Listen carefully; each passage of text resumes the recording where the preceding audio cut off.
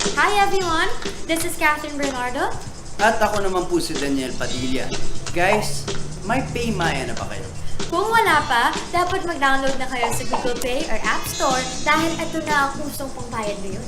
Ang PayMaya is isang mobile payment app using only your cell phone and you can pay practically anything, kahit online transactions pa yan. With PayMaya, hindi mo na kailangan magdala ng cash for your day-to-day expenses. Pwede kang magbayad ng bills, bumili ng prepaid load, mag-online shopping, mag-send money, magbayad gamit ng QR code at marami pang iba. Pero ang the best part dito ay may balik-bayad ka pa. Each time you use PayMaya, may balik sa'yo na cashback at rewards, kaya sulit ang oras mo dahil hindi mo na kailangan pumila and you can just pay using your app anytime, anywhere. Kaya guys, huwag kakalimutan, pag may babayaran ka, don't pay cash, pay Maya.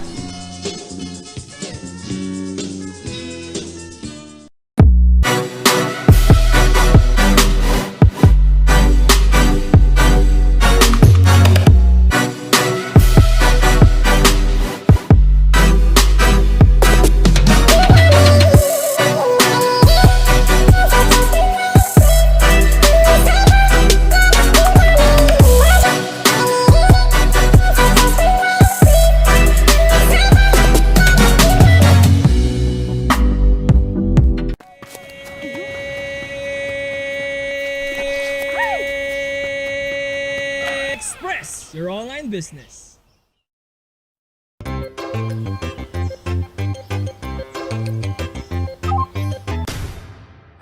Express your online business.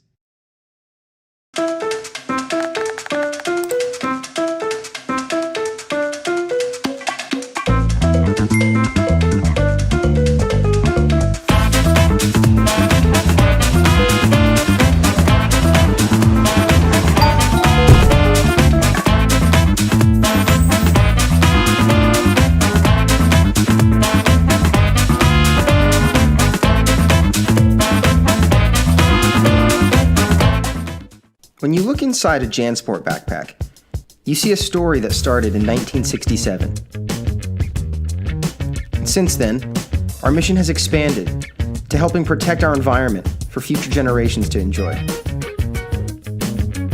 It's a work in progress, but just this season we've used the equivalent of 13 million bottles worth of recycled polyester in our most popular backpacks. When you look inside a JanSport pack, you see our commitment to this brilliant blue planet we call home. And we're just getting started. Ready, go!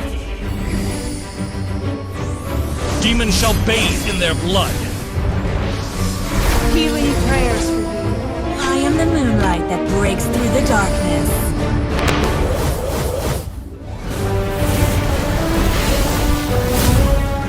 I am Karamet. Welcome back, Anna. Immortality! The strongest ninja. The universe is but a lie. Your fate is in my hands.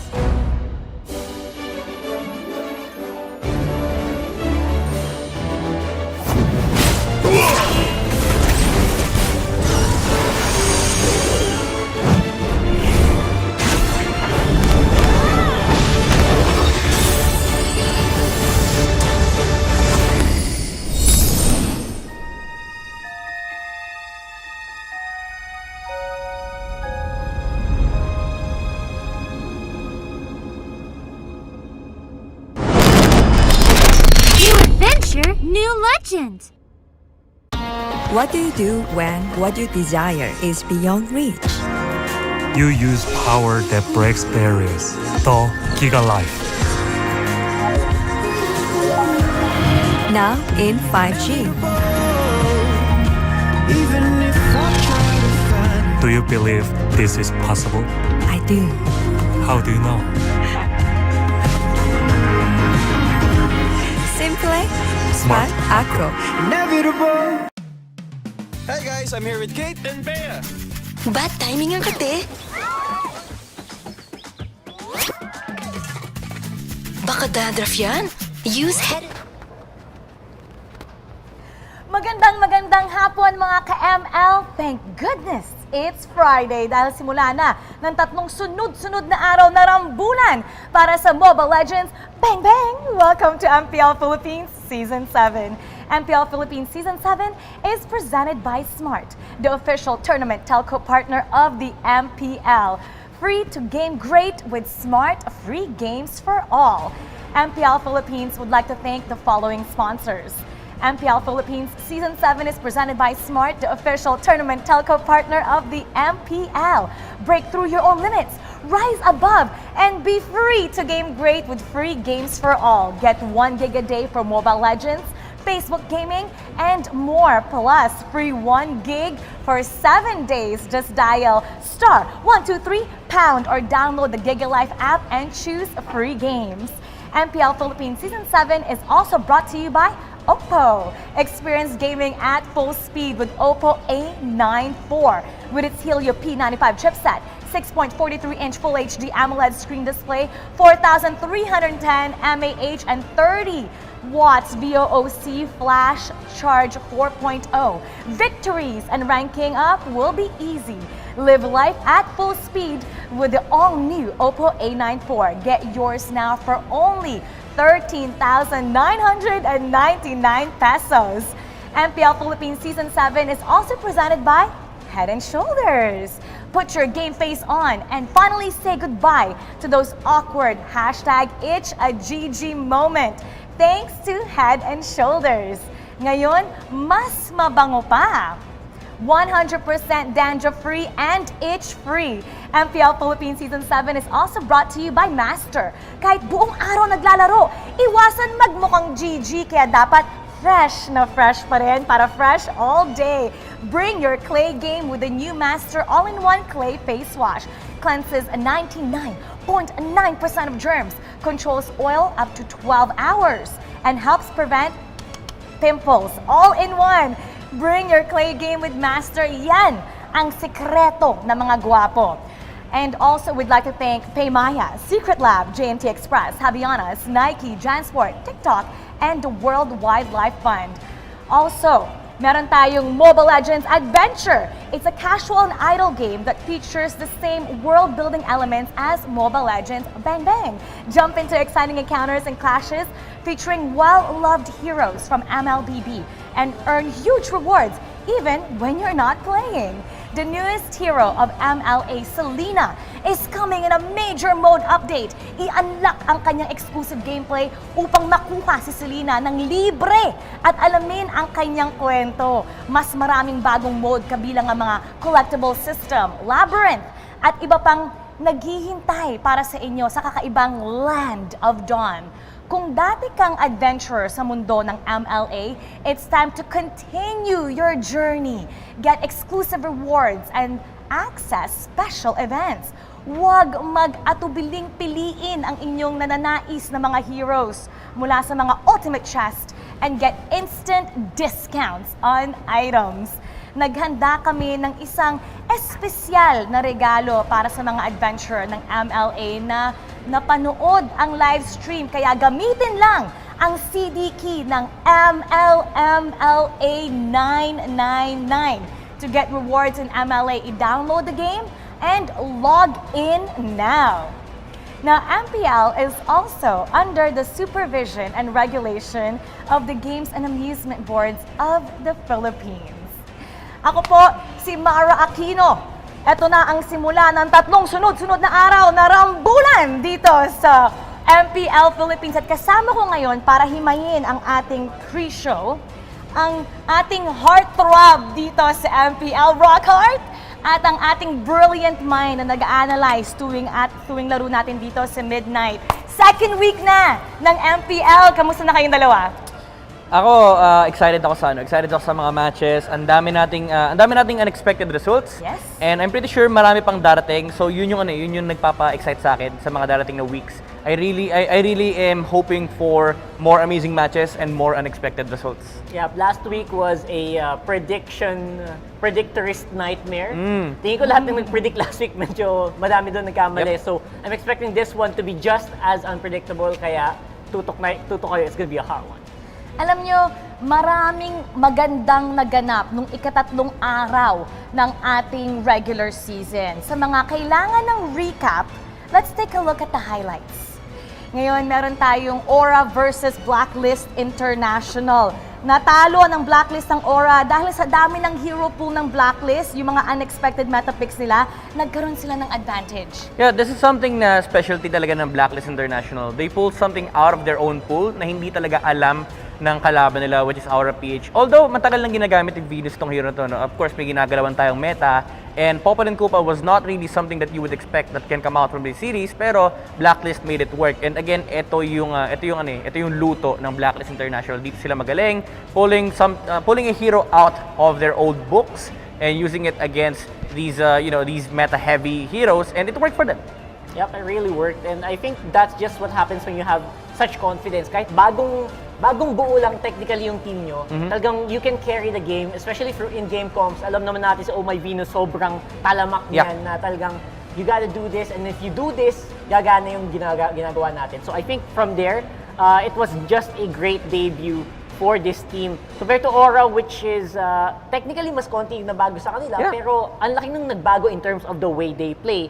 So I'm wondering if there's something going on internally with Aura that we're not really aware of. Yeah, I think it's more of Aura not adjusting to Blacklist. Kasi these are old heroes eh. Popa and Koopa, Atlas. Aura's playstyle is, sabi mo nga, may internal, no? It's something that they should need to adjust. Kasi it's been a long time since I've seen a Matilda Jawhead lose in this kind of composition. You have an early game lineup that can play very, very aggressive against Blacklist International, and they decided to leash on the YSS. So yun yung crucial error talaga ng Aura-PH, no? And it's the in-depth understanding that these coaches can provide, no? Yung mga adjustments na pwede ibigay ni Dale, ni Arcadia, but then again, you are inside the game, you are supposed to adjust at your own will. And that is something that Blacklist International does really, really well with with having actually the Queen on their lineup. Kasi sinabi mo na nga kanina, sobrang commanding na player ni Venus. And ito talaga yung strengths nila over Aura. They have these certain adjustments that are being capable of pulling it out inside the game. Yeah, surprisingly, hindi naging standout si JP. I was expecting a lot from JP coming into this game, pero something just really didn't click right in that matchup. Yeah. And actually, yung last game nila, it was a decisive early game that came out from Aura-PH. But the nature of the lineup is that it falls off very, very hard on the late game. And Blacklist International, meron silang understanding din na, okay guys, kailangan na natin mag-farm. We have a Harit, we have a YSS. Ang hindi talaga natin expect dito si Eson, no? Hook City talaga. Binalik niya yun eh. Binalik niya yung Franco dati na, alam mo yun, ito yung talagang timpla ng Blacklist International. Ito-throwback nila kayo. Mapa 2017, mapa 2018 yan. As long as it works, di ba? Bakit hindi mo gagamitin? Bakit hindi mo ilalabas? So I think Aura-PH, they were really taken by surprise when they picked up the Franco here on the side of Blacklist. Even though outside of MPL, nakikita na natin na ginagamit ng Blacklist yan. There's no such thing as countering these types of mechanics. Kasi, sabi nga ni Manjin, 50-50 yan eh. Either mahook ka or hindi. Pag nahook ka, it really destroys your game understanding. Kasi, ang may sasagot mo lang dyan, ang solution dyan, ang tanging solution against these types of heroes is reflex time. And sadly, hindi na ituturo ng coach yan. Yeah, reaction time, yung pag-react mo sa mga nangyayari sa loob ng laro, very difficult to answer. And again, I have to praise Coach Bonchan for having the guts to pull off these kind of maneuvers in terms of the draft in one of their first few games. Yeah, actually dito ako bilib talaga kay Bonchan.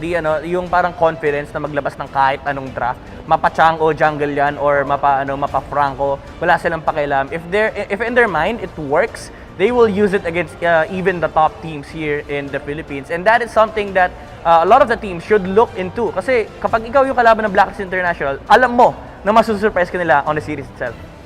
Ang isa doon sa talagang susi doon sa paglaro ng Aura ay yung MVP nila doon, yung Bane ni Benny QT. Ang ganda ng kanyang team fights and scrimmages dun sa kanyang Bane. Nung laban nila sa Blacklist, I believe he was not able to use the Bane. And tama si Maradona, alam mo na kapag kalaban mo Aura-PH, you should ban out the Bane of Benny QT. Pero Benny QT pulled off a different hero here. He used the Alice on game number 1. And ang ganda ng mga backline set. He really does know what he's supposed to do in the game. Alam niya kung ano yung trabaho niya. If his job is to snipe the backline, hindi siya magpapakita sa harap. He will use his first skill to destroy the box of the enemy and invade the enemy backlines. And nakita natin yan actually sa team fight nila sa top lane when may nahuling important hero sa harap. Alam nila na patay na. Instead of joining the fight, he went on the back. Sabi niya, okay, patay na yan, let's go for more targets. Yun yung specialty ni Benecutie. Yeah, in fairness, hindi na nagulat. Hindi na nakakagulat yung mga ginagawa ni Benecutie. Sa totoo lang. Si Oh My Venus naman, ang ganda ng skill placement na kanyang Popol and Koopa actually. Ang gagaling ng mga placement ng kanyang traps. At dahil doon, nagkaroon sila ng magandang vision. Perfect. Actually, that's what you use the traps for most of the time. Not just for the stun, pero for catching the bush. The vision is so important kasi bihira lang yung heroes na kaya gumawa ng vision dito sa Mobile Legends. And again, one of them is big time Popol and Koopa. Yep. Actually, may mga nagsasabi na even outside of the Philippines, may mga nagsasabi na Popol and Koopa is not a viable tank, not a viable support because it doesn't check pushes. What they don't understand is Philippine meta they use Zelina and Popol and Koopa to check bushes kasi that's the sole responsibility of the Popol and Koopa. You don't need a hero in the bush kung may traps ka naman na may lalagay. And for the guys out there, they do provide vision. Para naman sa Blacklist International, itong si Eson, he didn't do so good on Game 1, pero bumawi siya nung Game 2 and 3. Yung Franco niya, grabe yung hook, parang galing Mars. On point yung pagka-hook niya doon. Alam mo, again, ito yung mga heroes na hindi mo talaga masasagot ng game understanding. Yes, pwede natin sabihin na game understanding, alam mo nandito si Franco, alam mo kung nasan siya during the fights, yung placement niya, yung positioning niya on the entire game. But the thing is, if you get hooked, you get hooked. Yeah, diba? Wala ka sagot doon. Like anything on the draft, aside from maybe Lolita, there's no answer to hook. Yeah. Definitely, if you get hooked, then there's like 3 people around him, or at least 2. That target's gonna go down. And I think sobrang big deal ng ginawa ni Eson dito. He's showing na wala sa age yan, di ba? Kahit veteran si Eson, his decision making is still on point. Yep. And ito yung mga concepts na medyo magda-dive deep ka na. Kasi with Franco, most of the time isipin ng tao na, hindi, taga-kagat lang yan, or taga na ako ng purple buff. What Franco does in the game is, dinidisplace niya yung position nyo. No? If you are an enemy, if you are a team, nakalaban mo Franco, usually hindi mo maiisip kung ano ba yung tamang positioning mo kasi you're always thinking of the Franco. Madi-displace ka. Naturally, you'll get out of position, you'll get zoned out, and ito yung dala ng Franco. And it's something na Blacklist International, they understand very, very well. Pagkatapos ng laban natin noong Sunday, nagkaroon tayo ng social media noise, biggest noise so far right now, yung pagkapanalo ng NXP kontra sa ating kampyon na Bren. Silipin natin ang highlights. Now, Bren Esports, ito medyo controversial to, and I've talked about this. They really were a little weak against NXP, not in terms of mechanics. Well, a little bit of mechanics, pero more on technicalities and game understanding. Take note, there was one moment in game number 1 especially, na nahuli si Carl TZ, I think papakita din mamaya yan. Nahuli siya checking a bush na hindi pa nakiklear ng tanks niya. And it allows NXP to play very, very aggressive. For the entire game, it felt like NXP, they were the ones, pedaling the aggression button against Bren Esports. Even though, nasa Bren yung gold lead, nasa kanila yung kill lead, but NXP were always the ones pushing out the spaces or ina-out position nila yung Bren. Sila yung nagtitake over ng bush, sila yung nagtitake over ng team fights, and again, Exort. Paulit-ulit natin sabihin to, Exort on Eve was just something special that Bren really didn't expect. The capability of the guy on this hero is, off the charts. Yeah, I think isa yun sa mga hindi nababanggit masyado, and we should really highlight to the fans. 3 games yan, di ba? 3 games Exort on the Eve, and one of the most immobile heroes that you can ever think of was kept relatively safe all throughout the whole series. Yep, and imagine, this is something that Bren Esports are capable of playing into. They know how to fight against an Eve. But the thing is, NXP, they've secured themselves a good Eve game. Nakuha nila yung Benedetta, nakuha nila yung Basha, and nakuha nila yung YSS. Something that could have destroyed this lineup is the Alice. But Bren Esports don't really play that much Alice game. So ito yung dito papasok yung understanding din ng NXP on how to play these heroes. And again, nasabi ko kanina that NXP were always the ones pushing the aggression against Bren Esports. Nakikita niyo naman dito na parang lahat ng possible play ng Bren Esports may counter play. I've highlighted Exort always using the ultimate whenever he sees the Roger kasi ito yung trabaho niya sa game na to. Kailangan niya hulihin si Carl TZ on the Roger kasi kabisado nila yun hero nila yun diba? Sabi nila Roger wins games and meron silang nakahandang counter dyan. And I believe we found it, di ba, nung game number 1. Game number 2, honestly, this was the most disastrous game for Bren Esports. I would call this one a game understanding problem from the side of Bren. Kasi there were a lot of technicalities that showed up in this game na hindi mo ine-expect na magkakamali yan, Bren, but they did. Yeah, exactly. And considering na dapat alam nila yung mga ganung bagay technically, I think Bren Esports still just caught off guard the whole series. Yung Carl TZ was not as pop off as we usually see him. Kaya doon ako pinaka nagulat. Now, is that a result of in-game calls na talaga? Or I think the draft kind of answered it din, diba? I think it's the lack of practice kasi. There was this one moment na hindi nakita sa highlights and hindi rin natin na-highlight last week. When Renegade contested the purple buff of Carl TZ was able to use the BMI away papunta sa Cyclone Eye. And na Cyclone Eye si Carl TZ, but instead of running away, he used the Cyclone Eye to get close to Cho, then used the Blazing Duet. So parang ang sa akin lumalabas doon na okay, gusto niya labanan si Sayang Renegade. range advantage. Yeah, the thing is, you're supposed to farm, and you are fighting against a Cho that has a kick, and you don't have a Purify. So again, game understanding, technicality problems, and ang root kasi niyan is lack of practice talaga on the side of Bren. Which is, I think, very vocal naman yung Bren Esports with that in terms of that regard. Yep. We're saying that we really needed more practice and halata dito sa game. Sobra. Ito lang itong team fight na to, nung nahuli si Carl TZ by Yawi, the fact na nasa tabi ka ng bush and your teammates are not checking it means that they're not thinking about it. Yeah. So this is a big problem for Bren Esports that they should fix coming into their next games.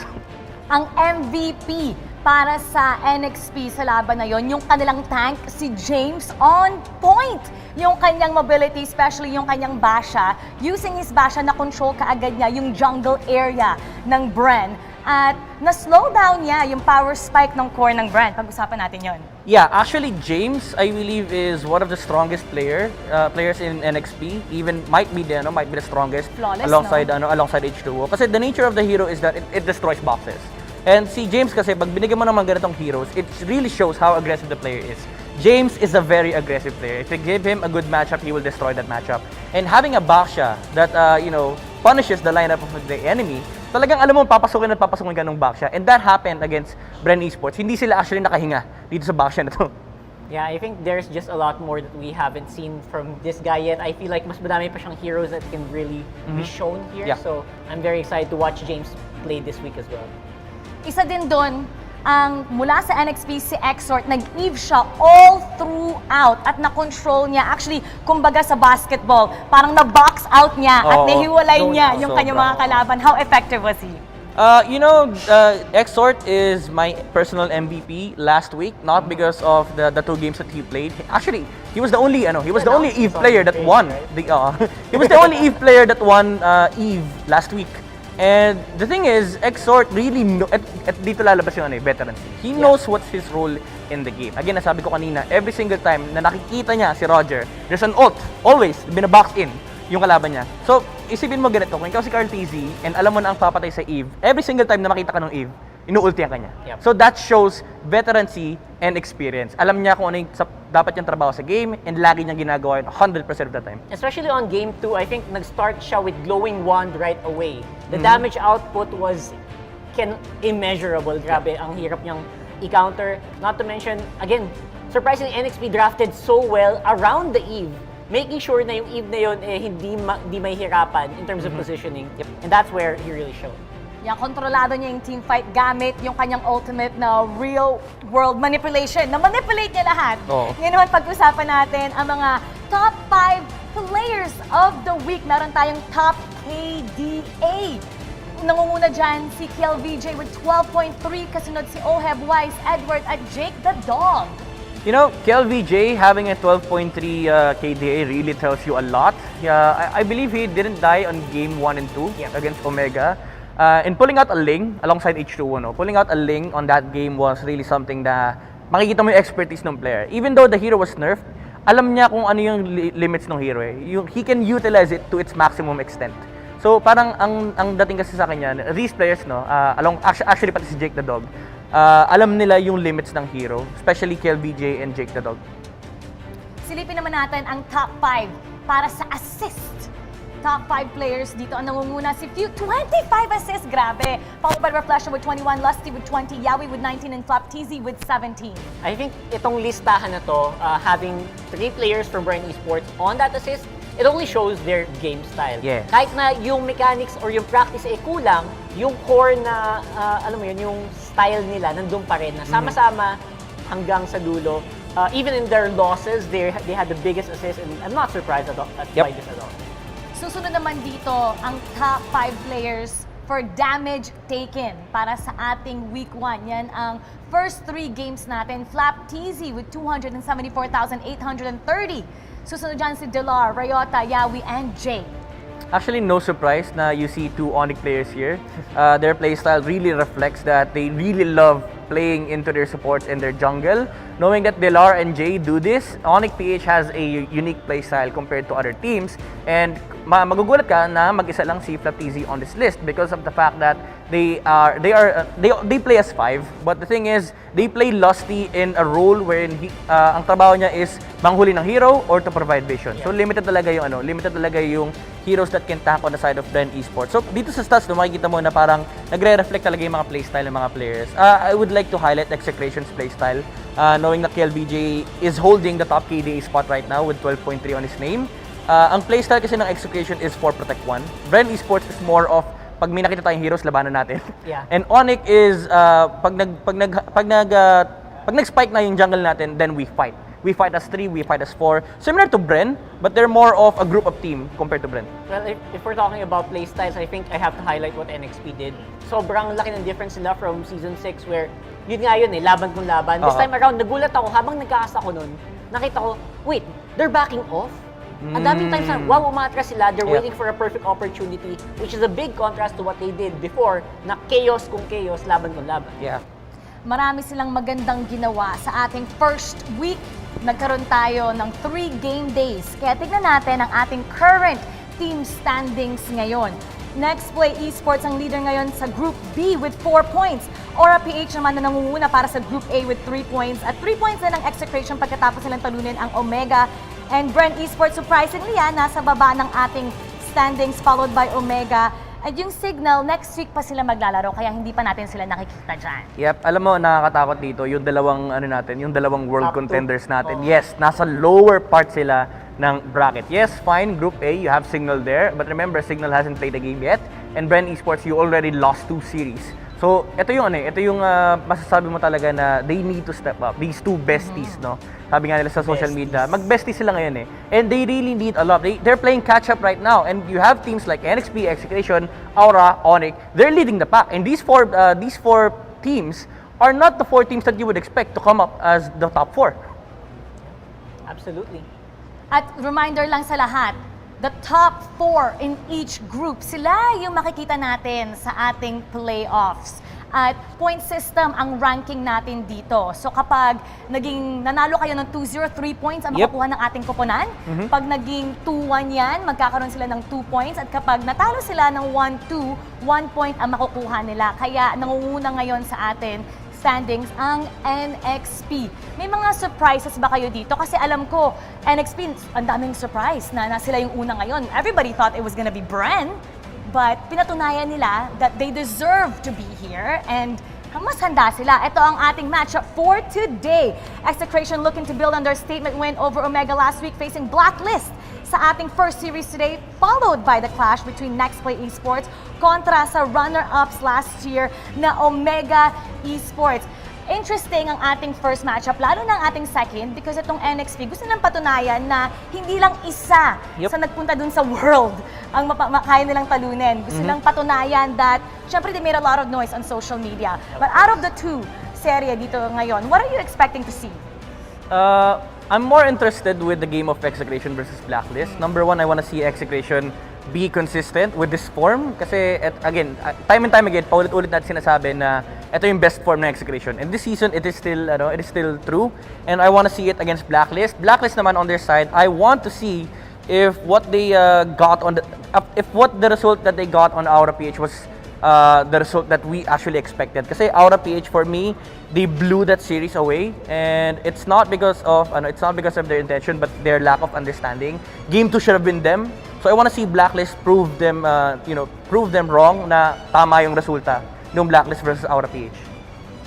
Ngayon, nung nakaraang linggo, 87,000 ng ating mga ka-ML ang sumali sa ating mythical raffle draw. At ngayon, pwede kayong sumali muli kapag in-scan yung QR code at mapupunta kayo sa ating mga set of questions. Pwede nyo subukan ang inyong knowledge sa MPL Philippines, sa Mobile Legends. Marami kami mga katanungan doon at kapag kayo ay 10 napili, pwede kayong manalo ng mga in-game prizes. Kaya ano pang hinihintay nyo? I-scan nyo na yung QR code nyo at sagutin ang aming mga katanungan. You will enjoy all the prizes that we have. Meron din kaming a lucky number draw. Maswerte ba kayo? Tignan nyo ang last 2 digits ng inyong Mobile Legends ID. I-scan lamang yan. If the last 2 digits, mas marami ngayong linggo. If the last 2 digits ng ID nyo ending with 07, 22, 32, 54, 59, 77, 87, 89, or 95. Parang lottery lang Kung last 2 digits nyo, ganyan na ganyan, tugma doon sa pinakapakita natin sa ating screen, hurry up! I-scan nyo ang QR code para magkaroon kayo ng Elite Skin, ng Epic Skin, at mga Diamantes para makapag-register kayo sa Starlight or kung ano-ano man ang gusto nyo. So good luck sa inyo at marami pa kaming pag-uusapan ngayong ika-4 na araw para sa ating regular season. When we get back, you're watching MPL Philippines Season 7. Welcome to the Giga Life. Your passions, your stories, your life. Simplified with just one app. This is the future. The Giga Life in just one path. Experience more Giga moments when you make the smart choice. With the Philippines' fastest mobile data network. How do I know it's T1? Simple, smart, ako.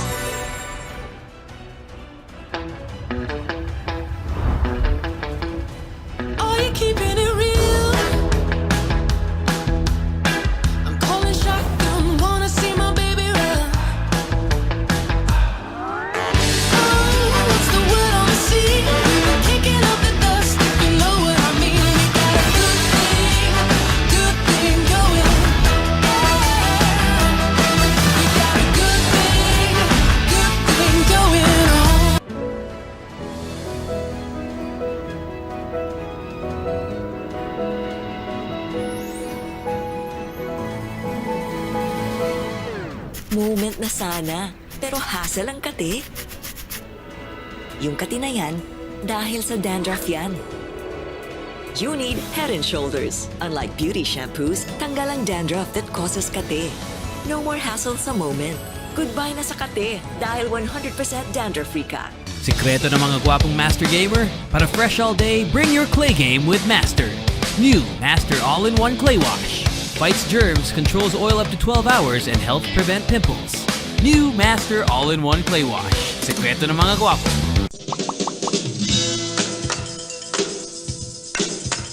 Hi everyone! This is Catherine Bernardo. At ako naman po si Daniel Padilla. Guys, may PayMaya na ba kayo? Kung wala pa, dapat mag-download na kayo sa Google Play or App Store dahil ito na ang usong pangbayad ngayon. Ang PayMaya is isang mobile payment app using only your cellphone and you can pay practically anything, kahit online transactions pa yan. With PayMaya, hindi mo na kailangan magdala ng cash for your day-to-day expenses. Pwede kang magbayad ng bills, bumili ng prepaid load, mag-online shopping, mag-send money, magbayad gamit ng QR code at marami pang iba. Pero ang the best part dito ay may balik-bayad ka pa. Each time you use PayMaya, may balik sa'yo na cashback at rewards, kaya sulit ang oras mo dahil hindi mo na kailangan pumila and you can just pay using your app anytime, anywhere. Kaya guys, huwag kakalimutan, pag may babayaran ka, don't pay cash, pay Maya.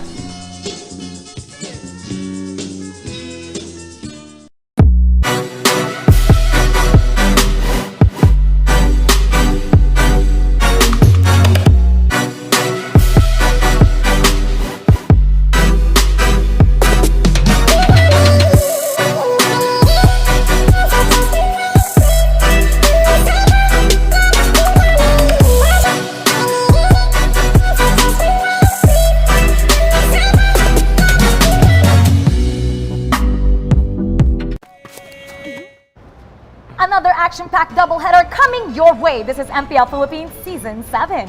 MPL Philippines Season 7 is presented by Smart, the official tournament telco partner of the MPL. Break through your own limits. Rise above and be free to game great with free games for all. Get 1 gig a day for Mobile Legends, Facebook Gaming, and more. Plus free 1 gig a day for 7 days. Just dial *123# or download the GigaLife app and choose free games. And everyone, we would like to invite you all to participate in this year's celebration of Earth Hour, happening on March 27th, 8:30 p.m. until 9:30 p.m. Earth Hour is the largest grassroots movement for the environment, with millions of people across the globe coming together each year in the name of protecting our planet, our shared home. The catastrophic events of 2020 have made it clear that we're all connected. What we do with our planet, we do to ourselves. And that is why, for this year's Earth Hour celebration, the Worldwide Fund for Nature, or WWF, will virtually bring together millions of people, businesses, and leaders from all around the world to shine a spotlight on the urgent needs to address the nature loss and climate change. Ang unang serye natin ngayong Biyernes, Execration kontra sa Blacklist International. Execration galing sa pagkapanalo nasa top half ng ating standings. Kaya kilalanin na natin ang mga mananalo ng Execration.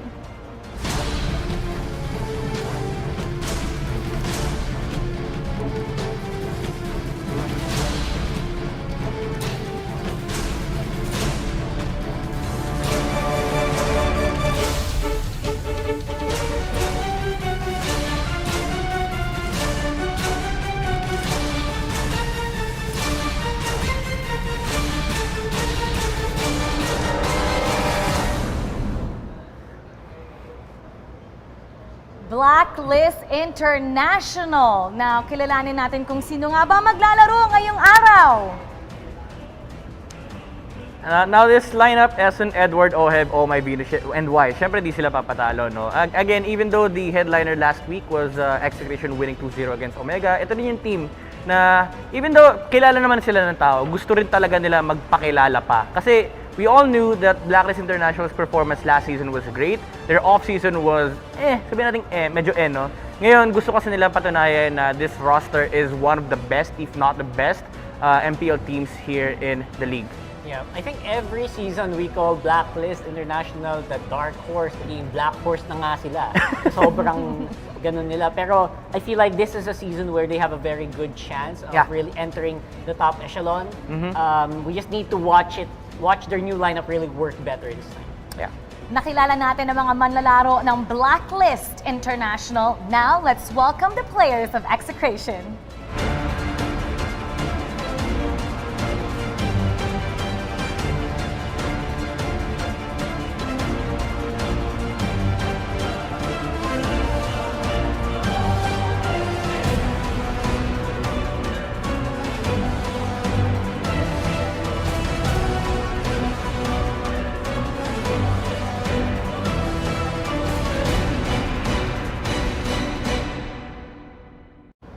At ang lineup ng Execration ngayong araw.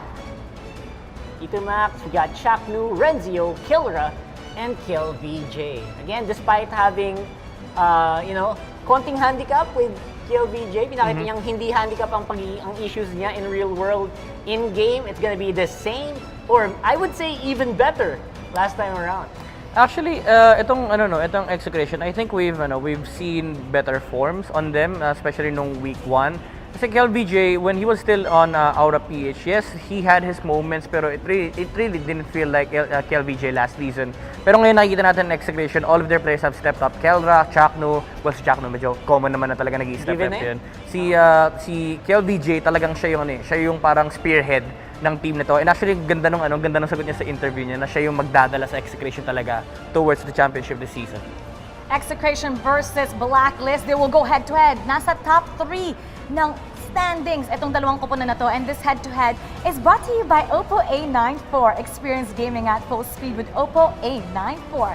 Get yours now for only 13,999 pesos.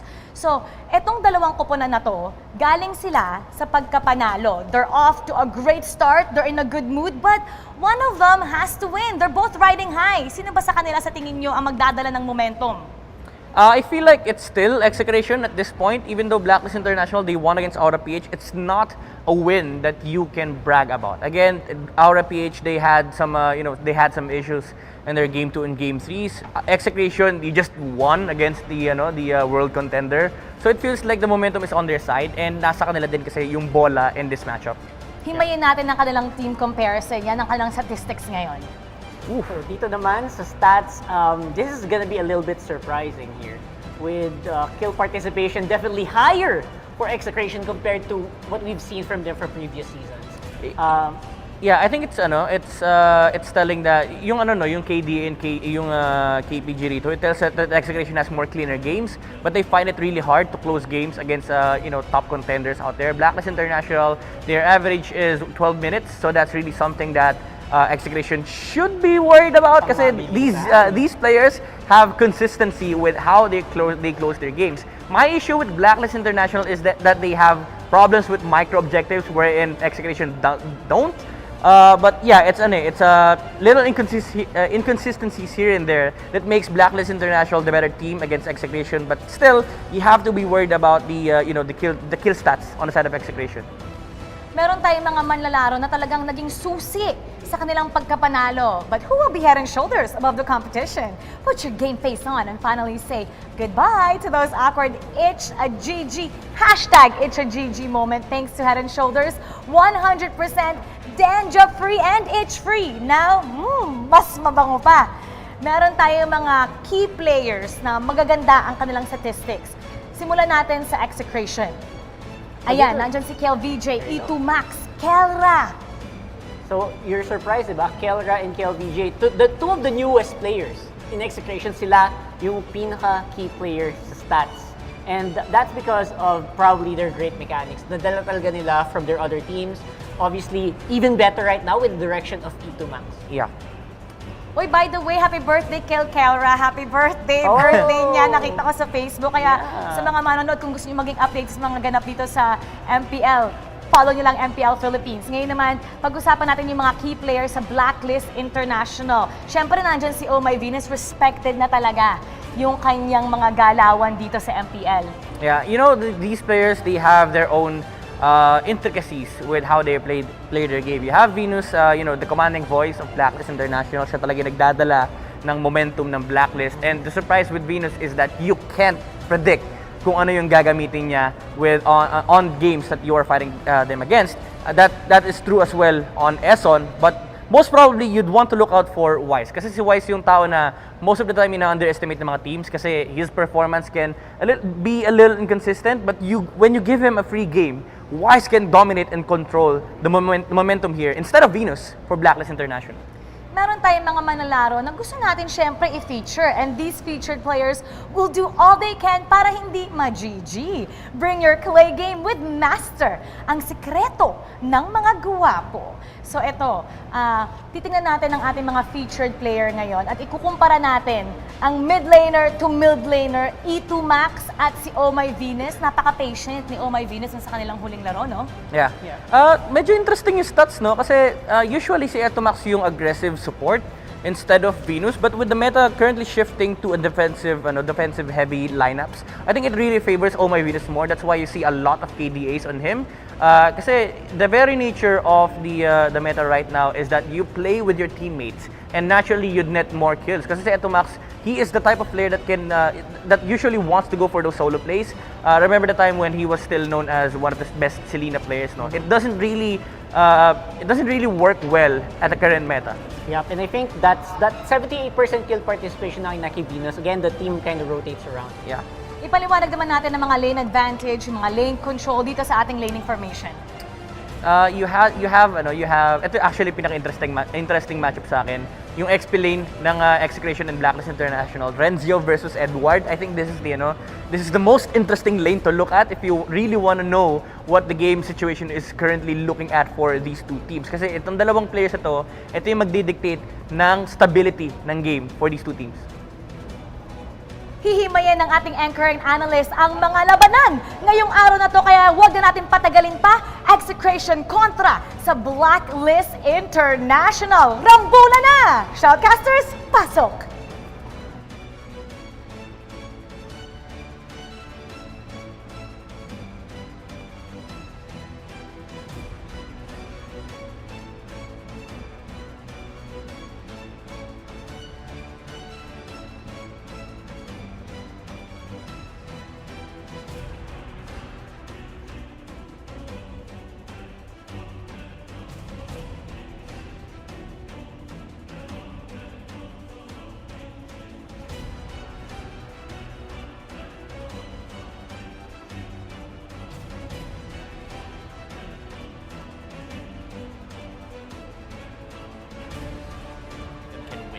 It's going to be a best of 3 coming at you real soon. MPL Philippines Season 7 is presented by Smart, the official telco for this tournament. Of course, free to game great with Smart, free games for all. And as always, a reminder that MPL Philippines Season 7 is under the supervision and regulation of the Games and Amusement Board.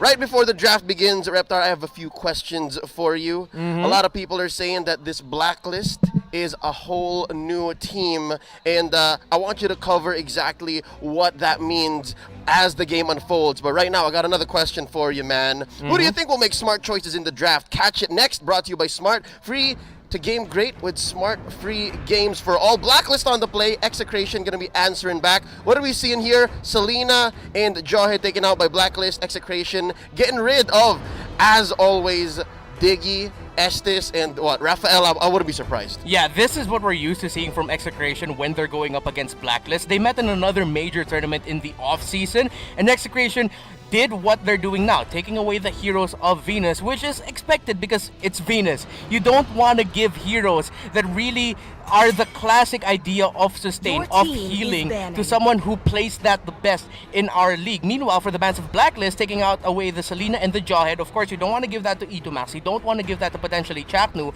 And this Baksha, which has been a great pickup for Kelra in the gold lane. So that's actually a really smart ban here for Blacklist, because you remove someone who can really disrupt the back line of Blacklist International. You brought up a very interesting player before this pick reveals itself. Kelra, he's a relatively protected jewel here for Execration. I mean, he's only shown 2 heroes. It's so far only Baksha and Alice. And I'm excited to see what he might bring out this weekend. I expect this game to go 3 games, ladies and gentlemen. First pick by Blacklist, gonna be the Matilda. Very, very much contested.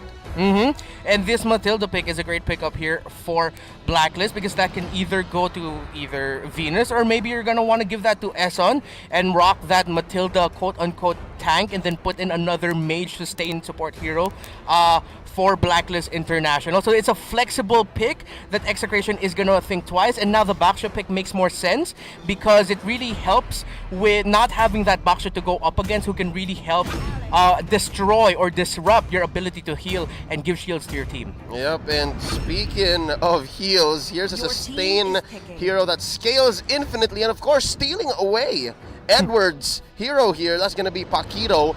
These days, when it comes to the draft, it's really about at least securing an in-demand hero. Yes. On top of the list, it would be Paquito, Matilda, Jawhead, Sylvana. It's really just, you know, take your pick of what's left. And right now, Execration picking up a solid 2 picks, not really revealing much of their strategy. Blacklist, what could they do here? I'm guessing they should pick up something for Wise right now. Yeah, and because going into the next banning phase, Wise is going to be someone that they're going to target ban, because of the fact that the V-Wise combination, other than the fact that, you know, they're everyone's favorite ship, they really empower the style here of Blacklist. And I like this pickup here for the Paquito, because you take away a comfort pick for Edward, but now Blacklist, knowing that, okay, one of the comfort picks of our players is gone, we're gonna give the YSS, as you expected, carry to be picked up here for Wise, and then another pick that was played by Blacklist in all of their games last week, the Harith, which is gonna go to Ohem. Yep, so far so good. Nothing here from out of left field just yet.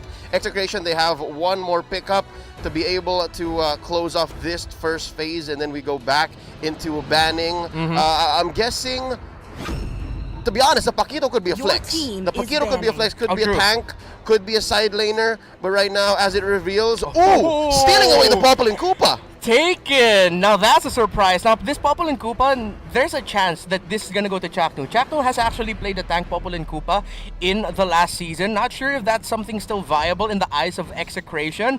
But yeah, as you mentioned, you have two flex picks. Either the Popple and Koopa or the Paquito can either go to the side lanes or in the tank position. So it's a very flexible approach here for Execration, and I like seeing this from them because you're going up against a team that has a very crazy out-of-the-box drafter in Bonchan. Now for the bans here for Execration. Now that Wise has picked up his heroes, they're probably gonna ban here, taking away the Atlas for Eson. And I like putting the Atlas onto Eson because Eson really knows how to go for the counterplay. If Execration dives in too early, you're gonna eat up an ultimate that whatever Eson is using, maybe it's a playmaking tank who has an ultimate like the Fatal Links, to counter what Execration will throw at them. So smart bans all throughout, and of course Blacklist taking away the Kiel VJ special from last week, the Ling. Yeah, not just Kiel actually. NXP's very own H2O also played a very strong Ling. So despite all the nerfs in the past few patches,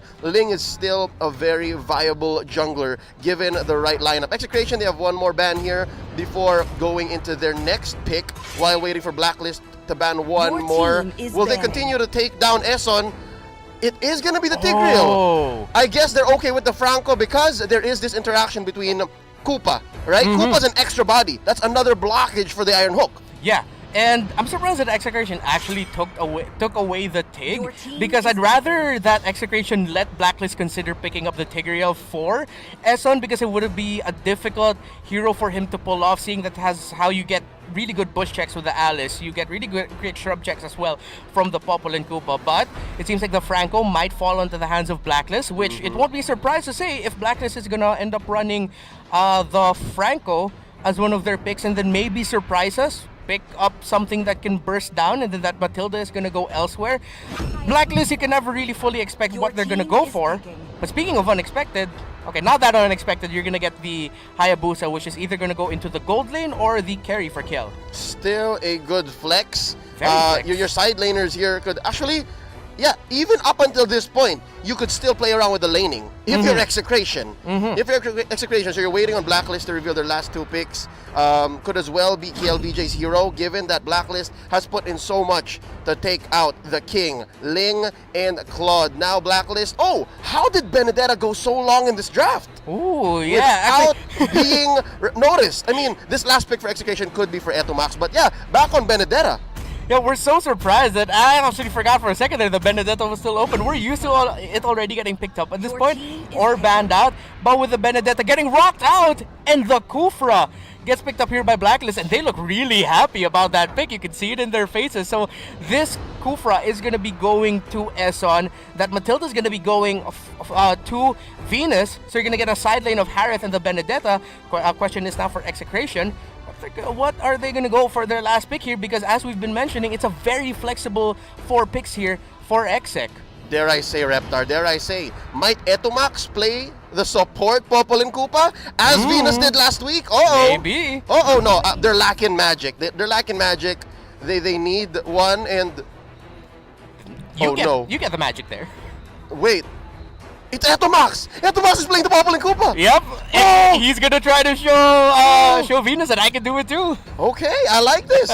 And again, Renzio playing the Uranus, this is what Renzio does. This is what Renzio has always been in his career in the MPL. I love him being a pillar, and he can take care of his lane while the rest of Execration goes crazy. Reptar, your thoughts before we go into the game? Well, a matchup that I really want to look forward to in this game is going to be Edward versus Renzio. You just mentioned it because Renzio is very experienced compared to Edward. Our Renzio has reached the heights of the competition. He has reached finals. So two-time champion! Two-time champion! So you have someone who knows how to hold lane, who knows how to balance holding lane and roaming against Edward, who is a little bit he's more inexperienced. Yeah. Especially in the higher levels of competition compared to Renzio, but you give him a really great hero that does balancing that well. Benedetta, no matter who you put that in the hands of in the MPL, because of the level of these players, they'll know how to manage the waves or burst down the minion waves real quickly so that they can go and roam here. This might be the matchup to look for because they might be the ones determining the tempo in terms of who can get the turtles when the turtles are up. Yeah, even when it comes to rotations, I mean, as a Uranus, you can cut so much faster than a Benedetta. You just go back into the lane, and you can even bait out opponents rotating to you. Make the use of the space. Let the king do his thing, all right? Welcome to game number 1. It's a best of 3. Blacklist versus Execration. Hold up. Big team fight breaking out already. It's support on support violence. Chaknu already at less than half health. And yeah, it happened. This is a tank pack hero with a support Popol and Koopa on Etumax, and so far both teams staying to their own side. They're making use of already the Lethal Wanderer. It goes out. Stone Roamer on the side of Blacklist International. Chaknu has to call it a day real early, not even a minute in. Yeah, Chakno actually running the Purify here, and I wonder how he feels right now playing against an experienced tank, using a tank that we saw Chakno play a lot in last season. Of course, we know Chakno to be a great playmaker with the Kufra, but the first blood already, Edward, and it seems like he heard what I said. You know what? Renjo's more experienced than me. Okay, I'm gonna take him out early in the game. First kill already for Blacklist, and this is gonna be good for the scaling of Edward, meaning that he'll be more effective by that time that turtle spawns, and there's gonna be a skirmish or a clash for that. Sometimes grit is all it takes. That or execute. Love the usage of that battle spell earlier on.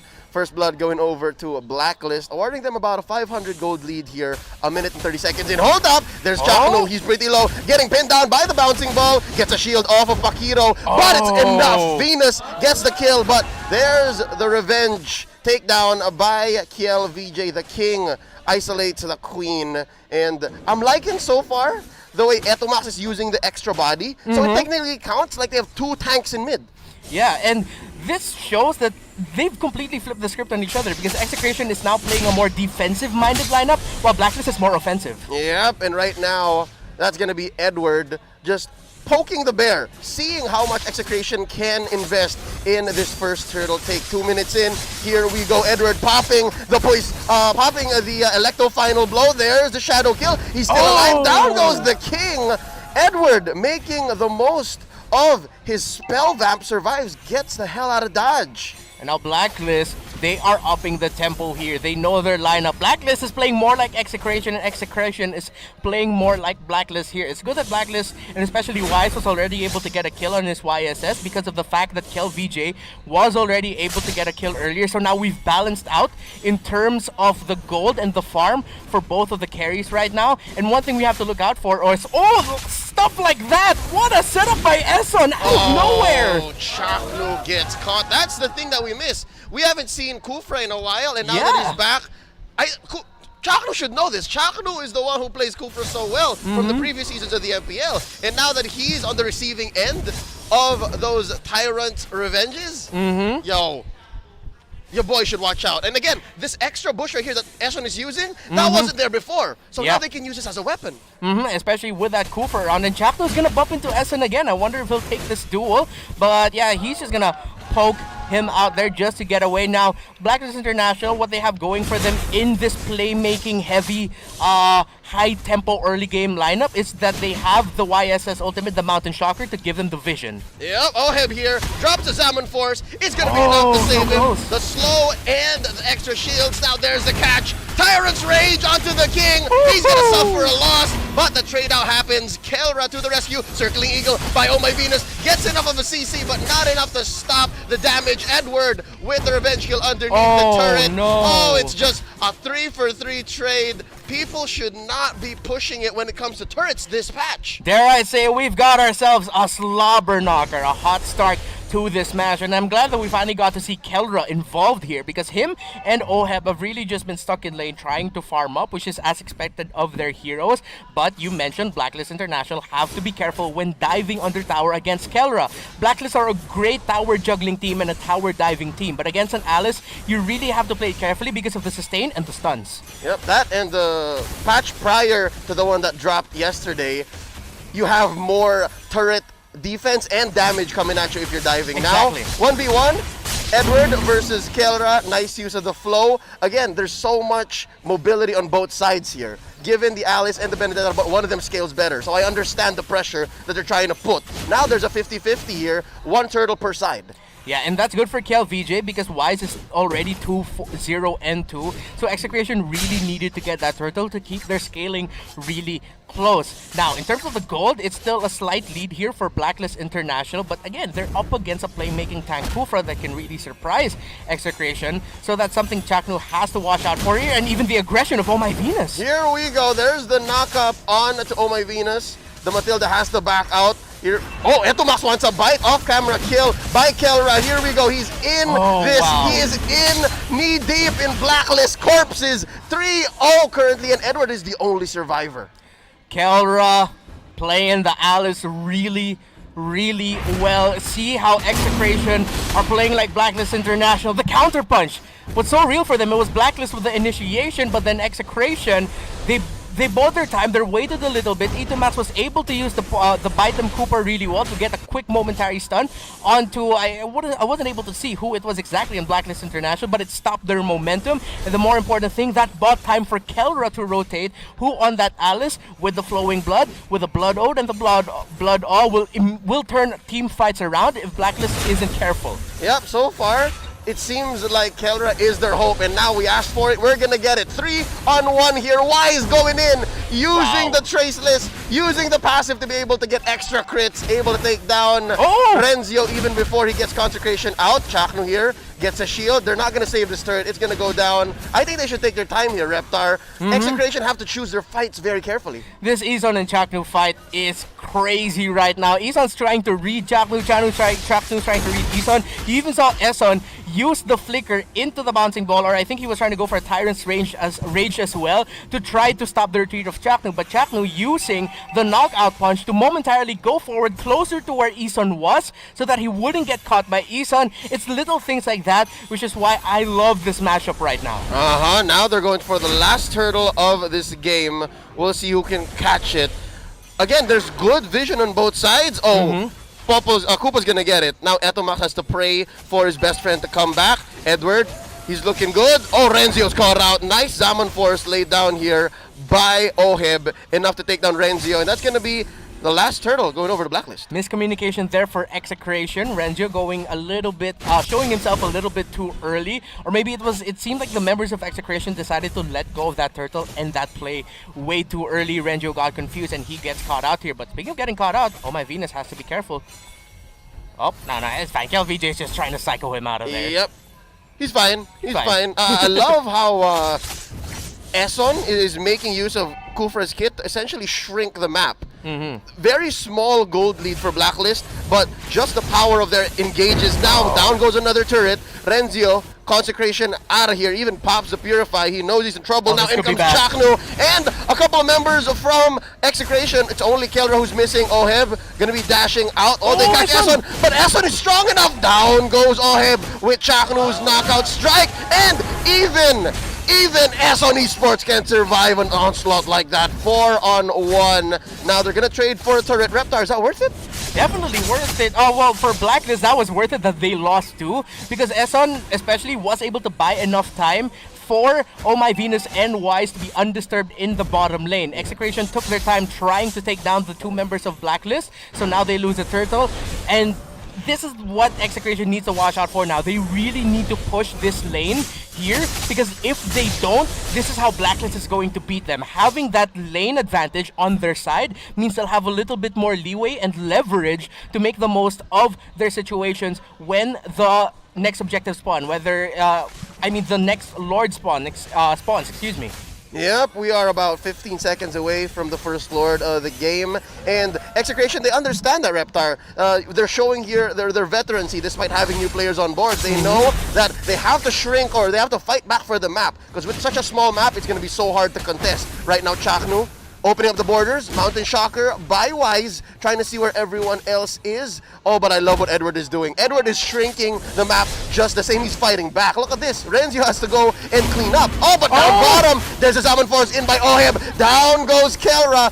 a little too early for an Alice to be going 3v1, and that allows Blacklist to be able to push back and start an early Lord. And now because of this minion wave, it's taking Renjo time to contest this Lord or help Execration contest this Lord. Oh, Chaknu's gonna get knocked out here himself. That's a 10 count so early on, and Renzo's gonna bite it as well. Oh, but there's so much damage coming in from Execration as well. They're pushing back, but Kiel bites it. The king is knocked off of his crown, and there is the wipeout. An early Lord going over to Blacklist International, barely over 10 minutes in. And we saw the problem there for Execration. It was a 4v5 initially.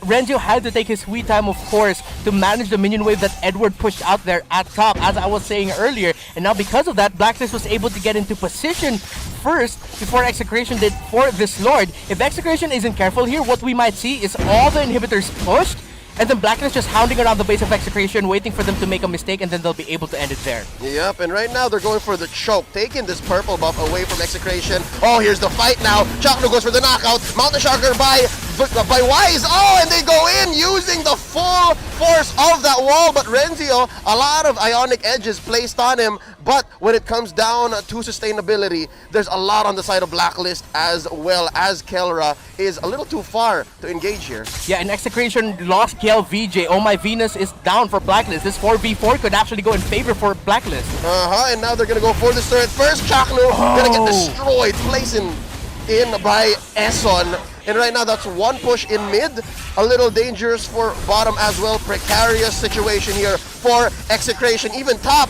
the lane management by Blacklist is out of this world.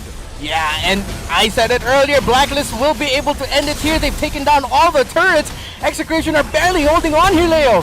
It's going to be a successful defense, though. They still have that base standing. Down goes Eson. 2-for-none in this exchange. They're still in it, Reptar. Execration, they're not throwing away their shot. Yeah, and the shot has not been thrown, but the turrets and the base has been blown apart now by Blacklist. They've lost all their inhibitors. The gold swing is massive. Despite all of that, it's a 5k gold lead. So it's a good thing that Execration was actually able to get a few kills to help swing the gold a little bit to their side. If they didn't get the kills on, I believe it was Venus, Wise, and Eson, then there would be a far bigger gold lead here for Blacklist. That shutdown gold, very, very important. And Blacklist just shows that they know when to call it quits. They know when it's not their time to force the issue. If they got lucky, they could have ended right then and there. But Blacklist showing now that there's respect still for Execration, because a turnaround could happen at any time. Still, kudos to Execration. Again, one,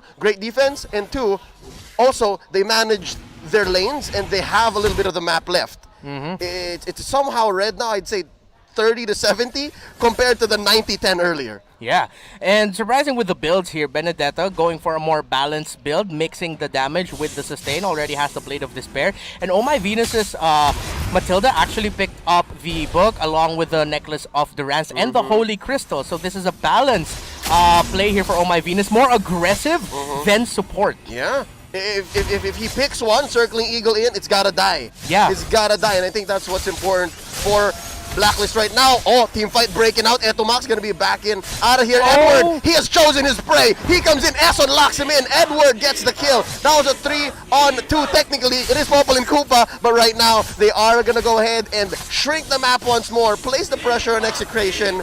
I gotta say, their wave clear, it's not the best, but I think they got something. As long as KLBJ is ready to pull off the shadow kill despite there being so many bodies. They have one last stand. Kelra gonna go in front here. Oh, pops the Winter Truncheon. They're still alive. Oh, he's taking too much damage. Zaman Force already in. Chaklu's looking low. In goes Venus. Gets destroyed. The base is still standing. There's so many minions here. They need to clear the way first. Down goes the king. Oheb gets him. Oh, nice jump in by Eson. Esports. And right now, Chaknu and Kelra, the only ones left. 3v2. In comes Etomax. It's not enough. Game over. Blacklist takes game number 1. What a game! Welcome to week 2, ladies and gentlemen. The MPL is back for another weekend of great action. And man, the winning moment you're seeing there, the faces of Blacklist International. Is brought to you by Oppo A94. Experience gaming at full speed with Oppo A94. Get yours now for only 13,999. That's the Oppo A94. Get it for 13,999 pesos. Reptar, first game going over to Blacklist International. They didn't have to pull too many crazy moves out of the bag. It was, again, even at that point, a simpler approach, even to the Matilda. I was expecting it to be like a chunkier Matilda, but you noted that it's Holy Crystal, it's Enchanted Talisman, it's Durance. It was pretty by the book. Yeah, they went aggressive in terms of their builds, in terms of how they played. I said it earlier, Blacklist International played more like Execration, and Execration played more like Blacklist. Execration were looking for the counter punches, literally, because they ran with the Paquito and then with the Popol and Koopa.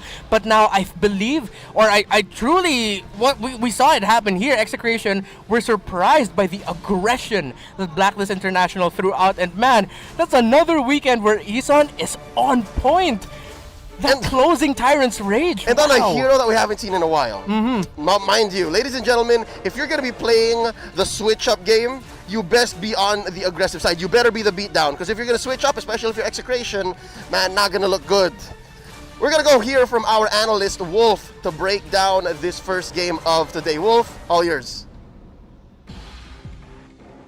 Thank you so much, casters. Ang storya ng laban na to, I would say, is more on the draft. Hindi dahil lang isang team ay nanalo sa draft, or like outdrafting one another, or it's just all about a team understanding their own draft. At hindi lang yan, mukhang itong dalawang team na to kilalang-kilala ang isa't isa nila dahil sa kanilang mga laban outside of the MPL. My name is Wolf, and I'm gonna be breaking down that first game between Execration and Blacklist. Ngayon, nasabi ko about yung dalawang teams na parang kilala nila isa't isa. Una sa lahat, yung Execration, ang kanilang ginawa ay ginawa na nila dati sa Blacklist International, yung iban mo halos lahat ng heroes ni Oh My Venus. And the following post-game statistics are brought to you by Smart, the official tournament telco partner of the MPL. Free to game great with Smart free games for all. Ngayon pinag-usapan natin ang mga bans. However, hindi nila napigilan ang Matilda ni Oh My Venus for Blacklist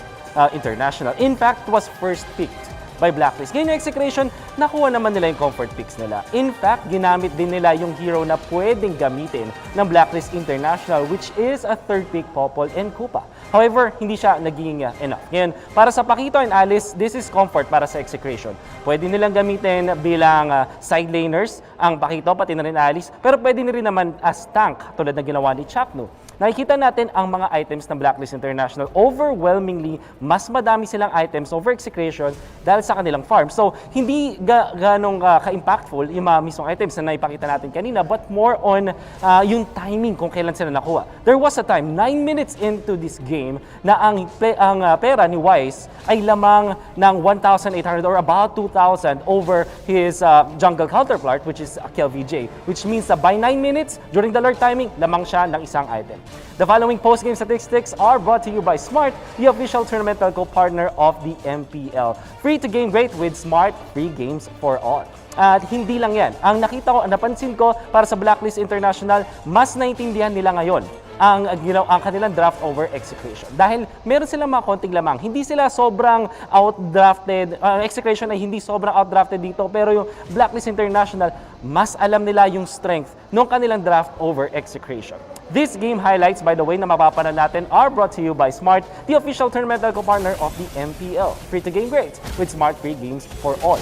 Makikita natin, understanding ng draft sa Blacklist International, meron silang Matilda, Kufra, at yung kabila naman ay madaling i-pressure doon sa kanilang mga jungle. Like for example, eto Max, yun lang yung pwede protekta dito, habang si Chakno naman ay pwede rin protekta pero hindi ganun kalakas. Ngayon, first turtle going in favor of Blacklist International, eto yung strength ng kanilang lineup na sinasabi ko kanina.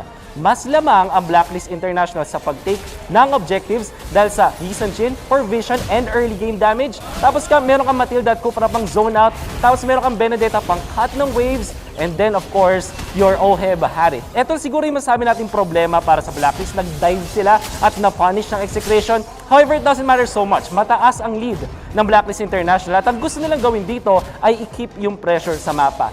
It is okay. Pag napigilan nila yung farm ni Kelra at ni Renzo on this Uranus, as long as they keep the economy in their favor. Very good clashes, by the way, mula sa Execration dahil ang pwestuhan ng Blacklist International ay medyo hindi maganda. Ngayon, ang maganda nga lang ginagawa dito ng Blacklist International ay kumukuha sila ng kills around objectives like turrets. Katulad ng mga pick-off na to, sobrang crucial dahil makakakuha ng Lord Control bigla ang side ng Blacklist International.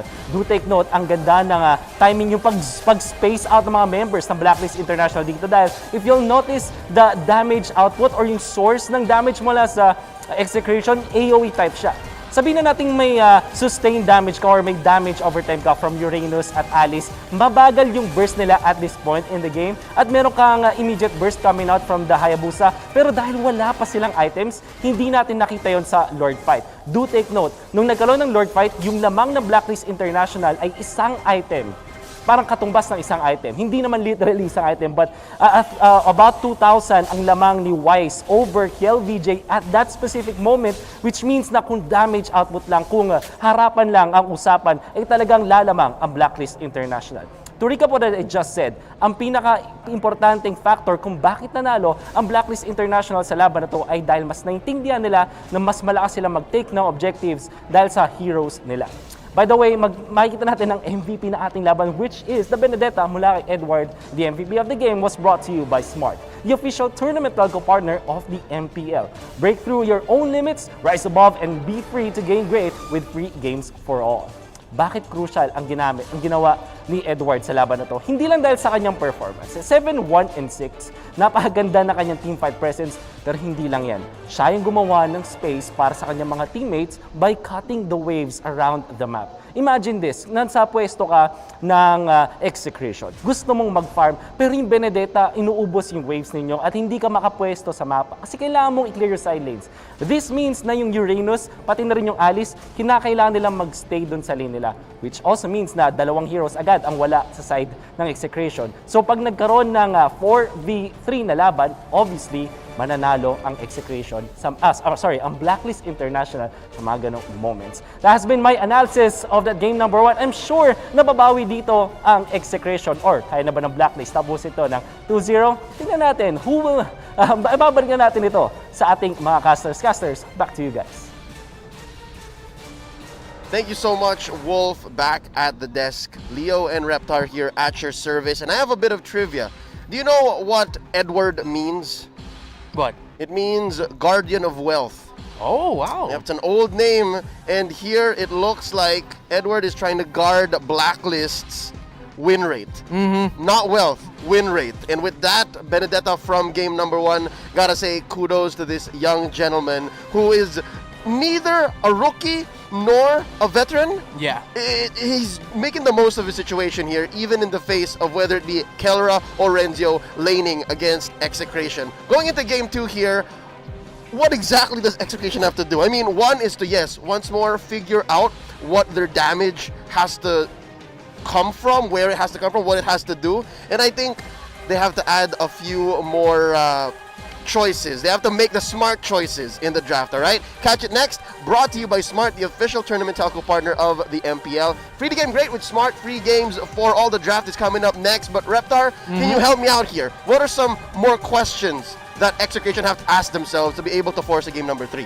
For Execration, my question for them and the question for themselves is why are they playing a defensive-minded lineup? Yeah. They're known for the aggression. They're known for setting the tempo early with heroes who can aggressively invade, who can aggressively dive under tower, and who can surprise and make plays for potential pickoffs. That's what Execration is good at. Now, I have nothing against a team that wants to expand their horizons, but don't try to play the game of your opponent if that's not what you're comfortable to yet. Blacklist International just showed us, okay, we don't always need to play the counter-punch Blacklist style. We can play the aggressive playmaking Execration style as well. So if I'm Execration here, set the tempo with your draft and eventually with your lineup to make it another hot and fast game. Or draft a lineup that can scale much better into the late game because that's where Execration is strongest. Exactly. I mean, between these two teams, Blacklist has, on average, the faster games at about 12 minutes. Execration, they're better at scaling, right? You gotta give the king time to prepare. You gotta give the king time to get to where he needs to be able to strike down those heathens at 15 minutes and above. In this game number 2, it's Execration on the play. Blacklist going to be answering back. And oh, what? This early on, it's very clear. It's the battle of royalty in the draft already. Execration taking out Diggy, Estes, and Rafaela. Blacklist takes out, Etumax's old flame here, the Celine. And of course, Ling and Claude. Yeah, I haven't seen this from Blacklist where they're actually target banning KLVJ or a specific player and early in on. Execration. And early on. Well, phase 1! Yeah, and that really puts the tempo now for Blacklist because they can put up one of the remaining strong carries here. They can potentially pick up a YSS or a Roger this early if they want to, but the Roger might have a little bit of a hard time against that Baksha, especially with that Poison's up here. I won't be surprised if this is going to be maybe a Matilda and a carry here. Well, Matilda and Yusen Shin is what I believe we heard. Oh. If Matilda is open, you take Matilda. Rule number... I'm not sure what rule number it is in the MPL, but you just take it. Yeah, let's make it rule 3. Rule number 3. Matilda's open, you take it. And I think for Blacklist specifically, if you can get Yusen Shin on Wise, then you do that, right? YSS on Wise. YSS. That's a little mnemonic trick for you guys watching from wherever you are in the world. Give Wise YSS and you're going to have a good time. Yeah. And now Execration would want to pick up a carry here. So I heard an Alice get picked up here. Maybe they picked it up along with the Roger. Or no, that could potentially still be a Benedetta for KLVJ as well. So he'll still get a mobile hero here. And speaking of Mobile Legends, mobility is the name of the game here. For Execration, it's a Baksha, an Alice, and a Benedetta. This is going to be a lineup that can roam really well. All of them have dashes. And you know who really hates dashes? Who? No, not Minsitar. Kufra! Yeah. Eson could pull another. He could pull a back-to-back here. And I think it would be good. I mean, Kufra doesn't mind bumping right into Baksha, and I think Blacklist is gonna wait for it. They pick up the Harith here before phase 2 begins, and I gotta say, game 1, the fact that Benedetta had to wait until the very last pick for Blacklist kind of spelled doom for Execration. Like I think both coaches, right, Bonchan and Pakbet, kind of thought about it like, oh wow, how could we have let Benedetta through? But it was better for Bonchan. He's the one who got it. Your team is and banned. Execration now in this banning phase has to play it really smartly here. Go for heroes that can counter their dive. I won't be surprised if Blacklist is actually considering an Atlas pickup here for Eson, just so that if anyone in Execration decides to go in there, boom, you're gonna get eaten up by a Fatal Lynx and you're gonna lose momentum. And with these 3 heroes, and most likely gonna be the philosophy here of the lineup for what Execration wants to bring out for here is if we start a fight, it has to keep going and our momentum can't be stopped. Because if we do, that's gonna be bad for us. Yep, and I think both teams are still on that mindset right here. Execration and Blacklist, based on their first 3 picks, they both want to go in. A little bit better for Blacklist since they do have some range. But going into the bans right now, Blacklist takes out the Lu Yi. Etomax doesn't have a hero yet, but so far, his pool is so deep. He's been in the MPL for God knows how long at this point. Yeah. And the Lu Yi is just one that they're afraid of given the mobility already that Execration has. So Execration now, their answer is, we don't want to get picked off. We want to go in when we say we want to go in. Get out of here, Eson Esports, Franco. And that's a good ban here. You gotta respect the fact that Eson will most likely have a good game with the Franco, considering how you have stuff like Farsa still open and Eve open. Maybe, potentially, could have been for Blacklist, even though the Matilda's already there. But what Execration, what I want to see from them is another tank or another frontliner or anyone really who can set up a play for a combination or to stop the momentum as well for Blacklist, because you're going to have the Harith dashing around with the Zaman Forge. You're going to need a little bit more field control here from Execration, and I want them to pick up one of those playmaking tanks to actually provide that for them. Yeah, so Execration, they are going to get the double pickup. And I'm glad that Paquito didn't get the Benedetta treatment from game 1. He did not have to wait for the second phase to actually show up. And here's another hot pickup in this current metagame. Jawhead gonna be the second to the last pick for Blacklist. And Execration, they have 2 picks here. They have to pick up an Etomax hero and they have to pick up a Chaknu hero. Yeah, potentially it could be a Kagura getting picked up here for Execration as one of the mages, someone who can provide that setup, so it doesn't necessarily have to be the tank. I'm thinking, I don't think Execration is going to be going for a Minsithar, something that they tried out with Chaknu in the off-season. Yeah. I can see why they'd think about it because they're up against the Harith, Minsithar, Kagura. Tigreal is Chaknu also... Tigreal is a thing of beauty. But then up against a Jawhead and a Matilda, that Tigreal could be punished because you're going to be slow getting into shrubs compared to those two. Yeah, I guess you'll have to, hope that you get tossed in, hope you get hit by the ejector, and there you go.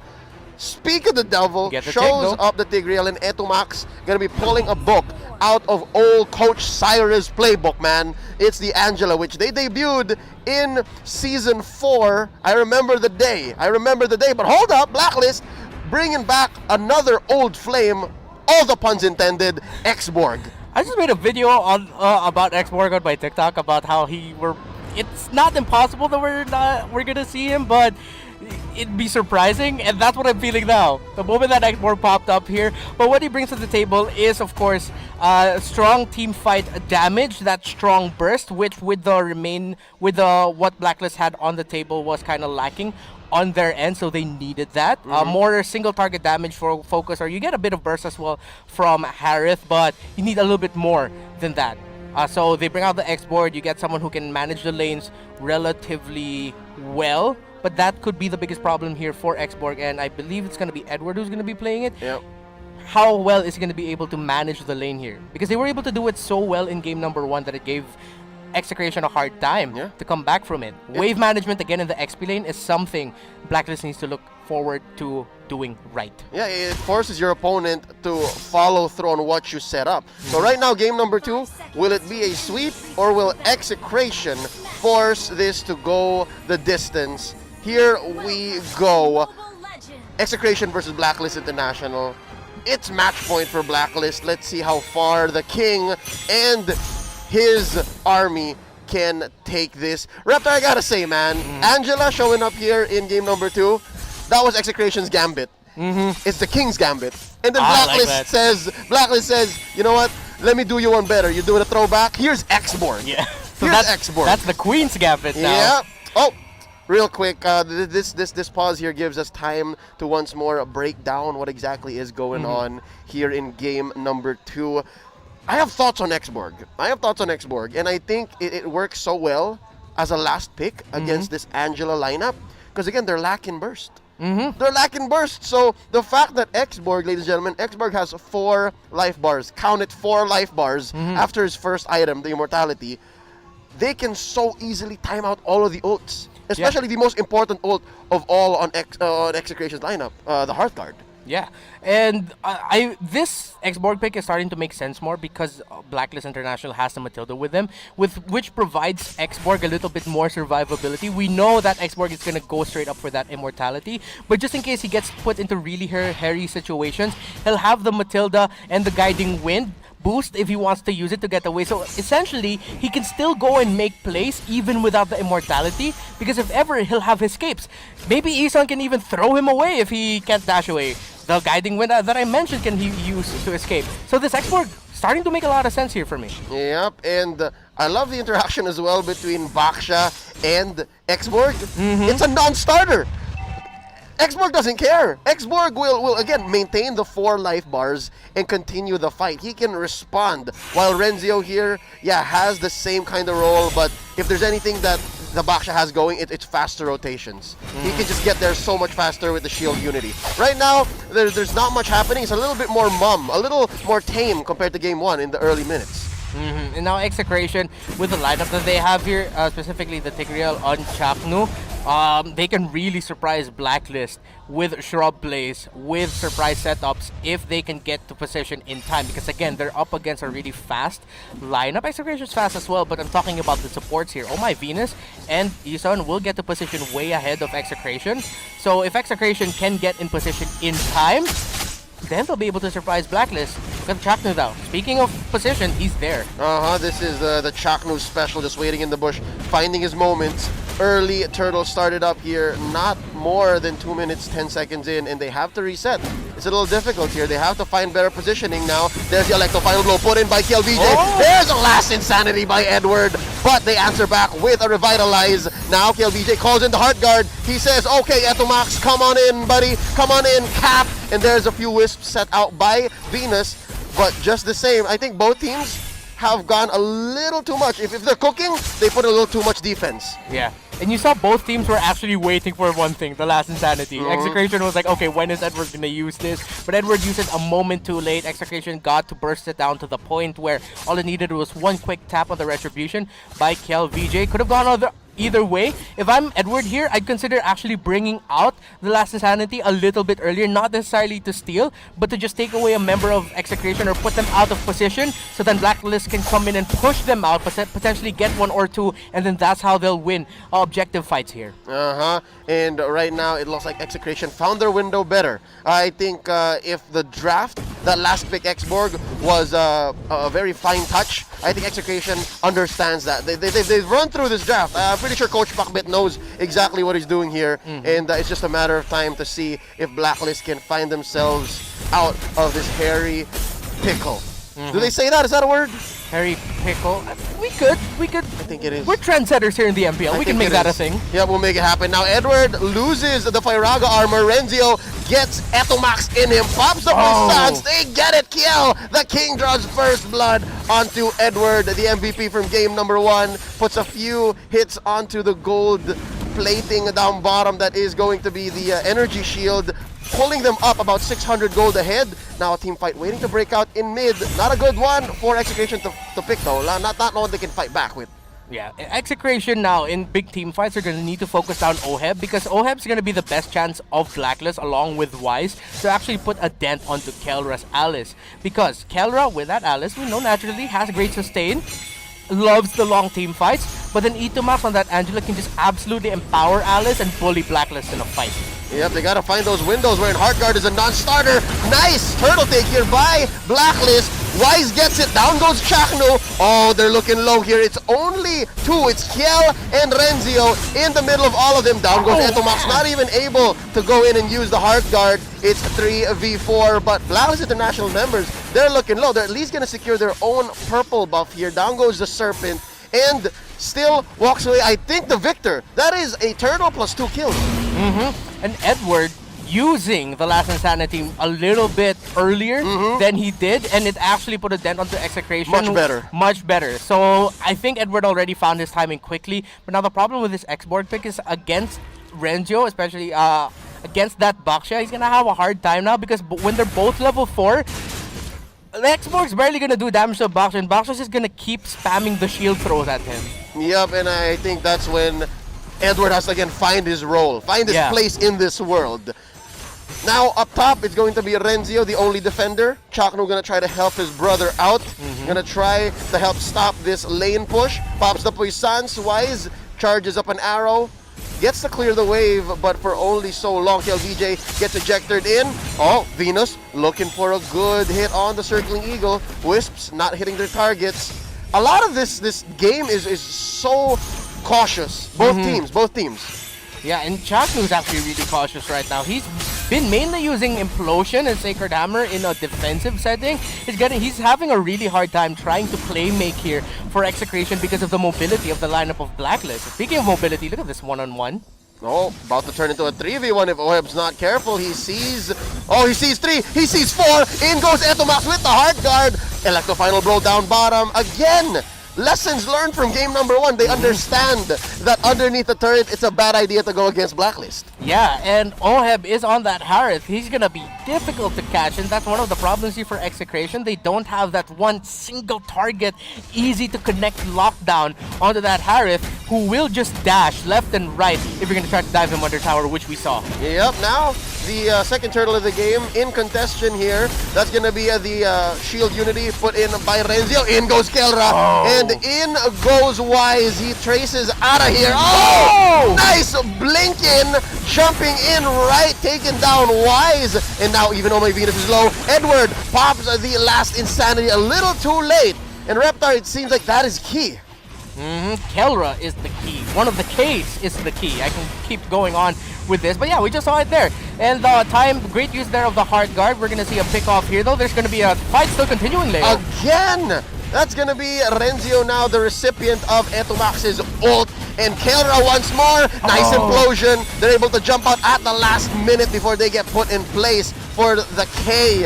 One half of the KK brothers to get another kill, but he gets it nonetheless. Now, oh my Venus, looking low in the middle of 3, ejector right through the wall. Oh, that was not an ejector actually. Essen is out. It was a circling ego taken down prematurely. Okay, I'm questioning now the decision making here of Blacklist. They fought so hard to keep that tower alive. I don't know if that was because they were really just trying to buy time for OHEB to push the bottom lane, knowing that Execration will take this fight and try to get the kills. But, okay, if that's the approach, that makes sense why they did that. But to most of us, we're probably thinking, why did Blacklist take that fight? Hopefully that's the reason, because you're giving more kills to this Alice, who will be the biggest problem for Blacklist International. Again, it's only going to be OHEB and Wise who'll be able to deal with that Alice well enough. Granted, if Weiss doesn't get caught out by Kelra early, and Execration has shown in the past, especially in their fight against Omega, they love it when they have someone who can dive in the backline and just focus down either the mage or the carry of a team. And if Blacklist lose either the Matilda or the YSS, it's going to be a tough fight to win. Yeah, and so far, that's Execration getting what they want. Execration has all of the tools to be able to do that. Ejector onto Renzio, pops the Puissance, OHEB drops the Zaman Force. They're going to try to get one here. Nice pick off. They get it. Down he goes, and they're going to continue by pressuring the rest of the map. It's Edward starting it off with a few fire missiles. KLVJ gets the turtle here at the very last turtle of the game, just in the nick of time. Down goes Edward. It's a 2v1. The KK brothers get it. And now Edward is having a hard time finding his spot in the world here for this lineup, because all he really is good for now is just the last Insanity for objective fights. And Blacklist, my question is for them is, other than OHEB, who are you gonna send into the side lanes to push it out or apply pressure there? Because Edward earlier in game number 1 was on the Benedetta, who is perfect for that. But this X-Mark is barely gonna do much. But speaking of doing a lot, Essen with a beautiful pickoff. Ooh, circling eagle there by Venus. Implosion underneath the turret. Hard guard here. Etomax says, I got you. But there's a delayed damage by Venus. The queen takes down Shaknu. Close. I mean, so much resources went into that. I guess the one thing that Execration can think of is at least they had to force one. Oh, here's another. No. They get Kelra. Wow. That's going to be the flowing blood. Perfectly placed. He read that situation so well. Yeah, he knew he was spending a lot of time there in mid and already sent that flowing blood out early. Oh, and the fight continues. Why is going to be the recipient of one Electo final blow by the king, and Venus is in trouble. Venus walking out. Etomax blinks in, throws out a love wave, circling eagle. Not going to save him. Kelra takes him down. And now Blacklist, they're getting pressured in all fronts. They're having a harder time now in their team fights because Kelra is still untouched, already 5-0-1. And OHEB, sadly, he's the one stuck in, I gotta help manage the waves duty. Because he also knows that he can't get taken down right now, because he's one of the keys to victory here for Blacklist if they want to turn this fight around and win. Oh, look at this. Kelra with not a glimmer of fear in his eyes. Heart guard in by Etomax. Pops the ult, the blood ode. He's running out of mana. He says, let's call it quits. Can't push this turret just yet. I'm loving it. 11 minutes in, not even a lord just yet, and Execration is feeling it. Oh, but they may have felt something else. The king stayed underneath the turret a little too long. Man, prayers up now for Blacklist because they're up against a great Angelus combo. Woo! Is that right? Oh! Etomax goes down. That's 2 out for Execration. Perfect window for a free lord. Yeah, and now Blacklist, they have to get this lord. This is going to be their best opportunity to regain control of this game, because now Execration has had better control of this game leading up to this point. But it seems like Execration don't have the tools to actually secure that lord. Now this is bad for Execration, because if Alice is like the key here for Execration, again I mentioned earlier OHEB, who already is running with a Feather Heaven, Holy Crystal, and the Calamity Reaper as well. He has the item set up. I believe he's on the road to Concentrated Energy as well, which is good for him because it's gonna increase his ability to magic lifesteal and sustain and stay longer in the fights. Considering that he has Matilda, it's gonna be it's close, because you're seeing on one side the Angelis, the Angela and Alice, who sustain and empower one another, and then you have the Matilda and the Harith here. Yep, and so far, the one pick-off maneuver by Blacklist is paying off. They have to get these team fights one at a time. Now Wise gonna get decimated here. Nice dash out. Nice dash out. Oh my Venus. Thank you so much, says Wise. And right now, Eson blinks out of here. Flicker already spent. Oheb in trouble. They're buying time. Splitting up Execration, and time is all they need. Lord pushing down bottom alongside Edward. I think Edward found his place in the world, Reptar. Yeah, Edward with a great push, really sticking to what he needed to do here. Now suddenly the turnaround by Blacklist. Execration committed way too many just to take out Wise. And that's exactly what makes this lineup by Blacklist so good. They can pick their fights, they can split up their opponents, and Execration, they're so all in. Heart Guarder, nothing. Heart Guarder, nothing. They catch out Renzio off of Eson's ejector. Sound of course laid in. That's top lane penetrated right now. That's a lot of damage dropping onto the king. Oheb answers back, taking down the Benedetta. It's 2 defenders left for Execration. Down goes bottom lane, mid lane in jeopardy. That's one by Keller, taking him out. Keller's the only one left. Can he save this base? Blacklist, they're looking for the final siege. Reptar, this might be over. Here's another defender. Keller! He gets thrown into the back lines here. I think it's fine. Execration, they've seen themselves in hairier situations. Hold up. There's the Winter Truncheon by Kelra. Eson goes down. Oh, last insanity in here by Edward. Chaknu goes down. It's just Kelra left. It's a wipeout. Ladies and gentlemen, Blacklist International might finish this. Not unless Renzio here has something to say. Can Renzio save the day? The answer is no. It's a sweep by Blacklist International. I did not expect a 2-0 win. I thought this was going to be a series that goes to 3. But you see there the faces of Blacklist turning it around. It looked bad for them in the top lane, but because they had the Lord pushing down, man, oh man, what a turnaround there by Blacklist. Yeah, they fought head and shoulders through a tough early and mid game. This winning moment, by the way, ladies and gentlemen, is brought to you by Head and Shoulders. Put your game face on and finally say goodbye to those awkward #itch a GG moments. Thanks to Head and Shoulders, 100% dandruff-free and itch-free. Now, mas mabango pa. Reptar, again, people who follow me on social media know my predictions very rarely get it right. But this time, I was right to think that Blacklist got it. I pegged the 2-1, but they performed so well. Yeah, and Execration, this, I really favored their lineup here. You saw how much of a hard time Blacklist International had a hard time, to take down that Alice because of just how sustaining the damage it can bring out here. But then it was Alice versus Harith, Angela versus Matilda. Speaking of Matilda, the Oh My Venus save on Wise, when Execration found him, that guiding wind came in at the perfect time. He even burned a flicker just to get into the position where Wise can escape. Usually you'd want to see the flicker save for an escape, but then Oh My Venus knew Wise cannot go down here and use that flicker to get in time for the guiding wind. Yeah, he goes back a little so that Wise could go forward. Amazing micro plays by Blacklist. They made the best major decisions and they made the best micro decisions as well. We're gonna throw it over to our analyst Wolf to break it down. Thank you so much, casters. Etong game na to, this game shows us na mukhang kulang pa rin talaga ang mga bans para i-ban ang Queen Venus. And well, this is gonna be breaking down game number 2 and this series overall.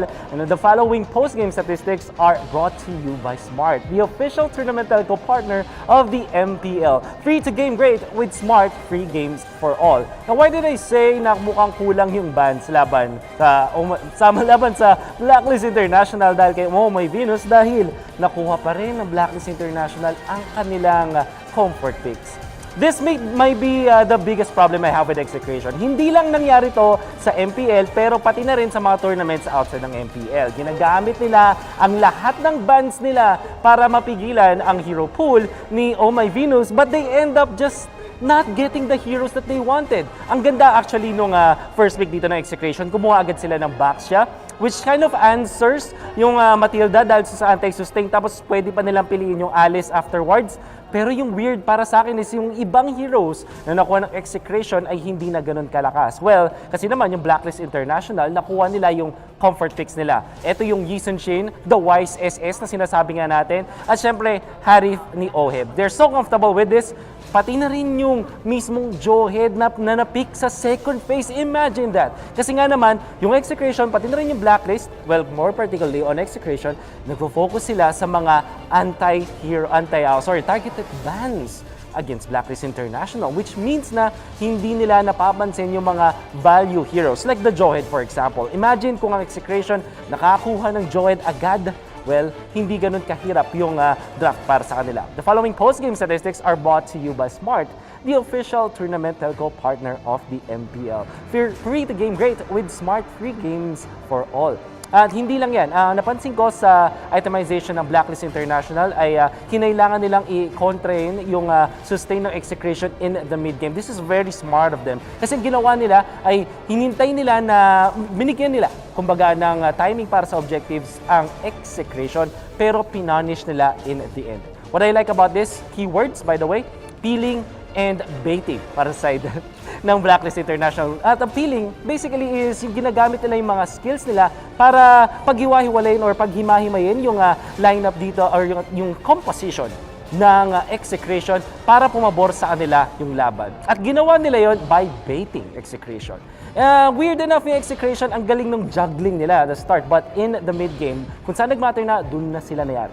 We will see that in the highlights for sure. And these game highlights are brought to you by Smart, the official tournament telco partner of the MPL. Free to game great with Smart Free Games for All. Now, early game skirmishes, papabor yan sa side ng Execration. Lalong-lalo na sa mga turtle takes. Ang ganda ng kanilang pag-juggle nga around the lineup of Blacklist International. And then, this is when Blacklist International decided, okay, pwede kasing maghintay muna tayo ng ating mga timings, which is around the start of the late game.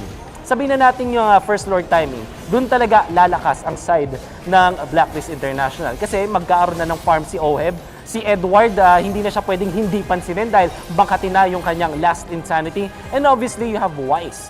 At hindi ganun kadali yung kanilang way para makuha to. They had to really survive the mid-game. At they had to also bait. Katulad nito, ginamit nila yung apat nilang heroes to take the Renzio kasi alam nila, yun yung main problem nila. Without Renzio, the anti-heal coming out from Execration ay malakas at komportable na ang side ng Blacklist International when it comes to the team fights. Then, mangyayari mga konting mga pag-bait nila.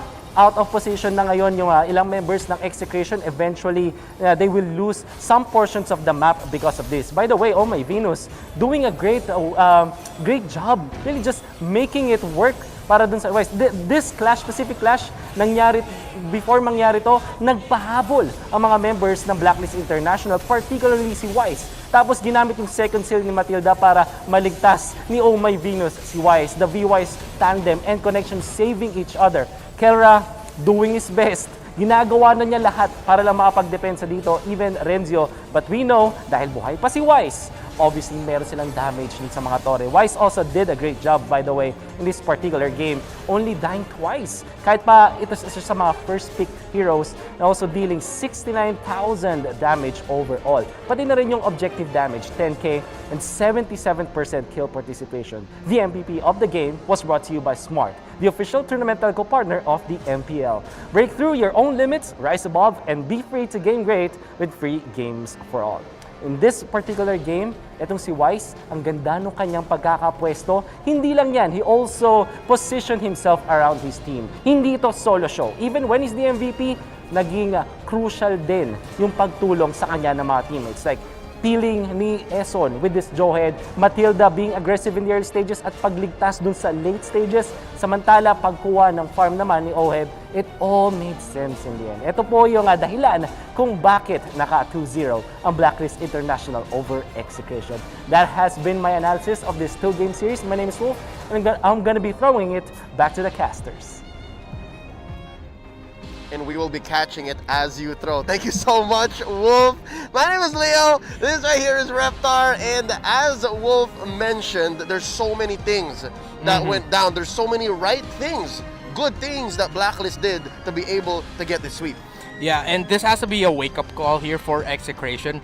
On the other hand, for them to realize, okay, we were riding high on the momentum of beating Omega, but now we have some stuff to work on here. The aggression of Execration, their biggest strength, can sometimes be their biggest weakness. We saw there that over chase onto Wise, the beautiful save here by Oh My Venus. We saw a glimpse of that Blacklist specialty counter punch get brought out here. And Blacklist, I'm not saying they're playing a perfect game, but right now we've seen flexibility and diversity for them. They can play aggressive, they can play defensive, and they will make it work. Yep, and it's exactly what Execration needs to work on, being able to say when they're the beatdown at the right time. Ladies and gentlemen, MPL Philippines Season 7 is presented by Smart, the official tournament telco partner of the MPL. Free to game great with Smart free games for all. And of course, MPL Philippines Season 7 is under the supervision and regulation of the Games and Amusement Board. Thank you so much for joining us this lovely weekend. It's a good time to be watching MLBB Esports. My name is Leo, this right here is Reptar. We'll be taking a quick break. Stay with us. You're watching the MPL.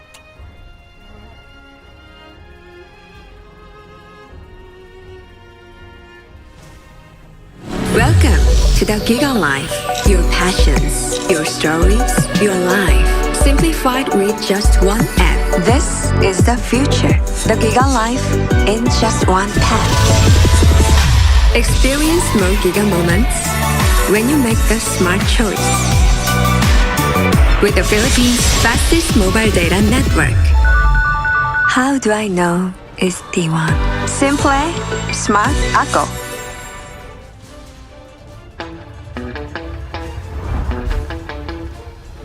Keeping it real. I'm calling shotgun, wanna see my baby run. Oh, what's the word on the sea? We've been kicking up the dust, if you know what I mean. We got a good thing going. We got a good thing going on.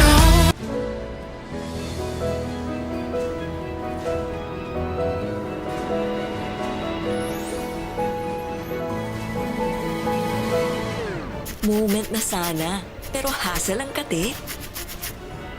Yung kati na yan, dahil sa dandruff yan. You need Head and Shoulders. Unlike beauty shampoos, tanggal ang dandruff that causes kate. No more hassle sa moment. Goodbye na sa kate dahil 100% dandruff-free ka. Sikreto ng mga gwapong Master Gamer? Para fresh all day, bring your clay game with Master. New Master All-in-One Clay Wash. Fights germs, controls oil up to 12 hours, and helps prevent pimples. New Master All-in-One Clay Wash. Sekreto ng mga gwapo.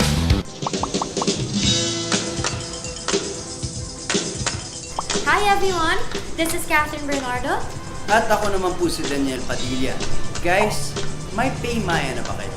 Kung wala pa, dapat mag-download na kayo sa Google Play or App Store dahil ito na ang usong pambayad ngayon. Ang PayMaya is isang mobile payment app using only your cell phone, and you can pay practically anything, kahit online transactions pa yan. With PayMaya, hindi mo na kailangan magdala ng cash for your day-to-day expenses. Pwede kang magbayad ng bills, bumili ng prepaid load, mag-online shopping, mag-send money, magbayad gamit ng QR code, at marami pang iba. Pero ang the best part dito ay may balikbayad ka pa.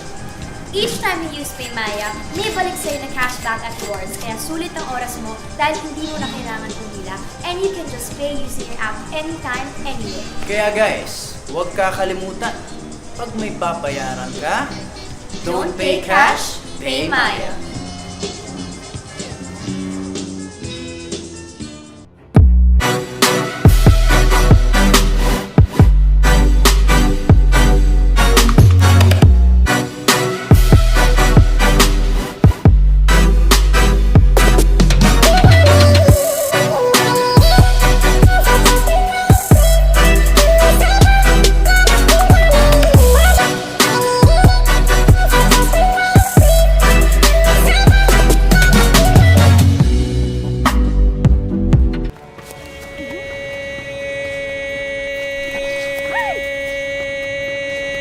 Express your online business.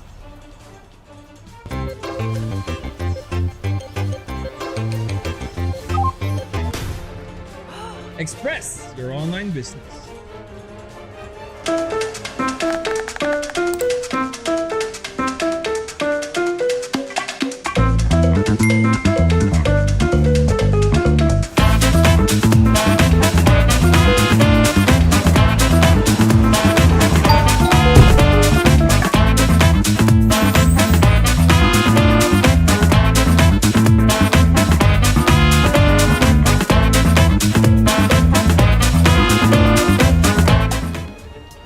inside a JanSport backpack, you see a story that started in 1967. Since then, our mission has expanded to helping protect our environment for future generations to enjoy. It's a work in progress, but just this season we've used the equivalent of 13 million bottles worth of recycled polyester in our most popular backpacks.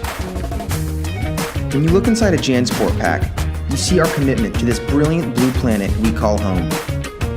And we're just getting started. Ready, go! Demons shall bathe in their blood. Healing prayers for you. I am the moonlight that breaks through the darkness.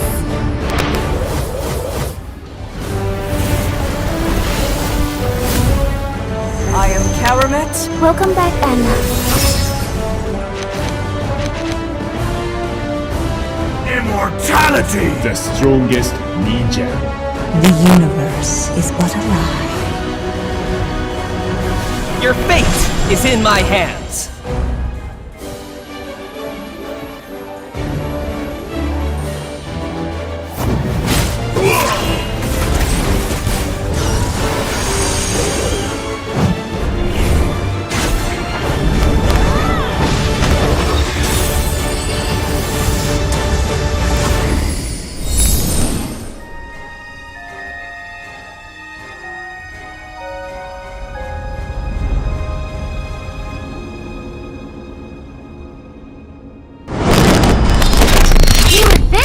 New legend! What do you do when what you desire is beyond reach? You use power that breaks barriers. The Giga Life. Now in 5G. Do you believe this is possible? I do. How do you know? Simple, Smart Ako. Inevitable. Hey guys, I'm here with Kate and Bea. Bad timing ang kate. Baka dandruff yan? Use Head and Shoulders every day. Unlike beauty shampoos, tanggal ang dandruff that causes kate. Para di babalik-balik, kati gone for good na. Dahil 100% dandruff-free ka. Hi guys, I'm here with Kate. Para araw-araw, close na close. Max pinabango pa. Welcome to the Giga Life. Your passions, your stories, your life. Simplified with just one app. This is the future. The Giga Life in just one pack. Experience more Giga moments when you make the smart choice. With the Philippines' fastest mobile data network. How do I know it's D1? Simple, Smart Ako.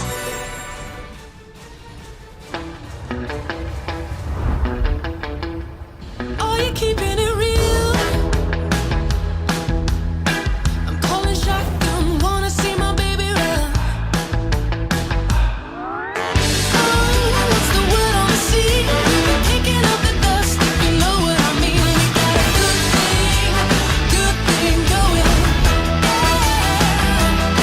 We got a good thing going on.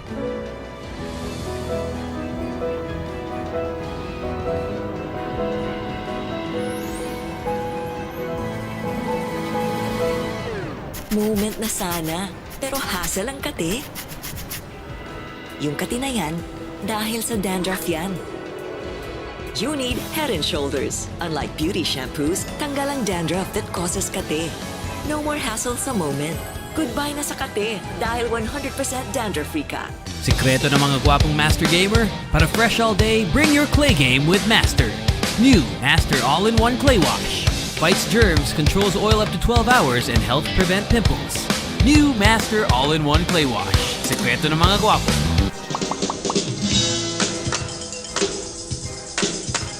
Hi everyone! This is Catherine Bernardo. At ako naman po si Daniel Padilla. Guys, may Paymaya na ba kayo? Kung wala pa, dapat mag-download na kayo sa Google Play or App Store dahil ito na ang kusong pangbayad ngayon. Ang Paymaya is isang mobile payment app using only your cellphone and you can pay practically anything, kahit online transactions pa yan. With Paymaya, hindi mo na kailangan magdala ng cash for your day-to-day expenses. Pwede kang magbayad ng bills, bumili ng prepaid load, mag-online shopping, mag-send money, magbayad gamit ng QR code at marami pang iba. Pero ang the best part dito ay may balikbayad ka pa. Each time you use Paymaya, may balik sa'yo na cashback at rewards, kaya sulit ang oras mo dahil hindi mo na kailangan pumila and you can just pay using your app anytime, anywhere. Kaya guys, huwag kakalimutan, pag may babayaran ka, don't pay cash, pay Maya.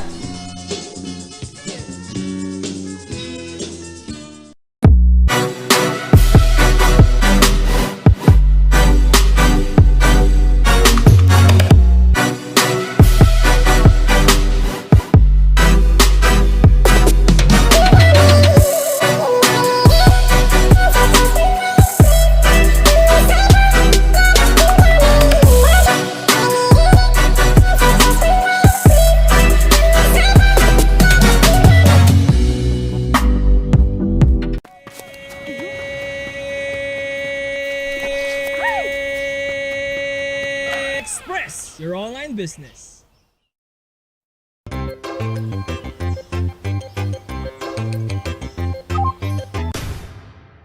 Express your online business.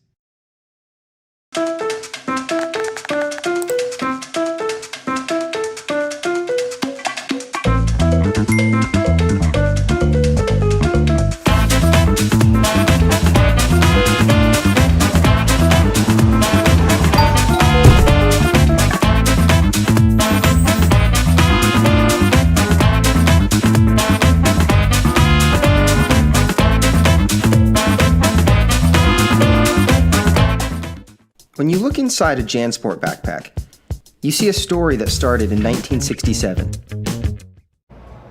Nakatuto kayo sa ika-4 na araw ng MPL Philippines Season 7, presented by Smart, the official tournament telco partner of the MPL. Free to game great with Smart, free games for all. Eto na, mga ka-ML, alam ko excited kayong manalo ng mga in-game prizes. Nung nakaraang linggo, 87,000 ang sumali sa ating mythical raffle draw at pwede nyo ring subukan ang inyong galing pagdating sa mga quizzes na ibibigay sa inyo ng MPL. Kailangan nang gawin is-scan ang QR code na nasa screen nyo. Mapupunta kayo sa isa pang page para masagot ang mga katanungan doon at kapag kayo ay nanalo, congratulations! Meron kayong mga in-game prizes. Hindi lang yan, pwede nyo subukan ang inyong swerte dito sa Lucky Number Draw. So, sana naalala nyo yung last 2 digits ng Mobile Legends ID number nyo. Kung ang last 2 digits doon, ang ending 07, 22, 32, 54, 59, 77, 87, 88, or 95, maaari kayong manalo ng mga diamantes, diamonds, skins, elite, or epic. 3,000 ang makakakuha ng ating mga prizes para dyan. So good luck sa inyong lahat. Once again, MPL Philippines Season 7 is presented by Smart, the official tournament telco partner of the MPL. Break through your own limits, rise above, and be free to game great with free games for all. Get 1 gig a day for Mobile Legends, Facebook gaming, and more, plus free 1 gig a day for 7 days. Just dial *123# or download the GigaLife app and choose free games. Now, to further inspire everyone to act for the environment, the Worldwide Fund and Nature Philippines is holding a social media party entitled EH Flix 2021, streaming on their official Facebook page on March 27. The live stream will feature ways Filipinos can practice sustainable living from the safety of their homes by switching off from our unsustainable lifestyle and practicing simple but impactful eco-friendly switches in our daily lives. We're already speaking up for nature. WWF Philippines is the official advocacy partner of the MPL Philippines Season 7 Victory for Nature. Together, it's possible. Victory! Ngayon naman, ang mga laban natin ngayong araw na to. Nexplay Esports kontra Omega Esports. Sasamahan tayo ngayon ng dalawang shoutcaster na talagang mapapa-roar ka sa kanila. Leo and Reptar, how are you both doing? I'm doing great. Thank you so much. Nice to be back at the panelist couch with you, Mara and Reptar, yeah? We saw a really great first series, and I'm excited to see this one because it's a proving ground, proving game for both of these two teams. Omega to prove that, you know what, we're actually ready right now for the MPL. They didn't have the result that they wanted last week, and for a Nexplay, rather, it's more of like, you know what, last week, hindi yun fluke. Deserve namin talaga yun. At ang Nexplay nga, gusto nilang patunayan ng kanilang galing this time. Nais nilang talunan ng isa pang koponan na tumapak sa world stage. Yan ang Omega Esports. Kailangan patunayan ng Omega kung paano nga ba sila napunta sa world stage. Panoorin natin ang Omega at kilalanin natin ang kanilang mga manlalaro.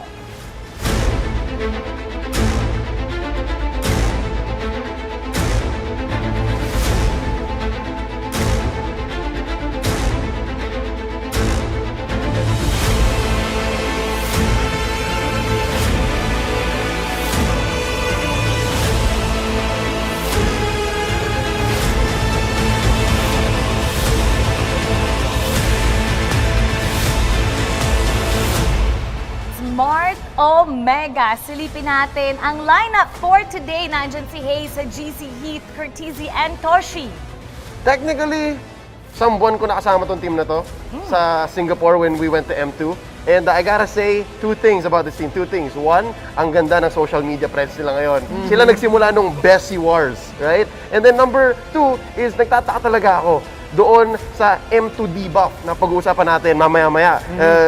I don't know why when they came back, they seem to have to struggle to find their footing again. I don't know, Reptar, do you agree? Meron nga ba talagang M2 debuff? Siguro hindi naman debuff, but then if you really look at it, I can tell kung bakit naisip natin na may debuff ang M2 because the teams that came from there are underperforming now. Now, I'm sorry, it's the facts. Bren and Omega, they're both underperforming. Ngayon, ang kakalabanin ng Omega, maingay sa social media. They can talk the talk and walk the walk. Ang Nexplay Esports, kilalanin natin ang kanilang mga manlalaro.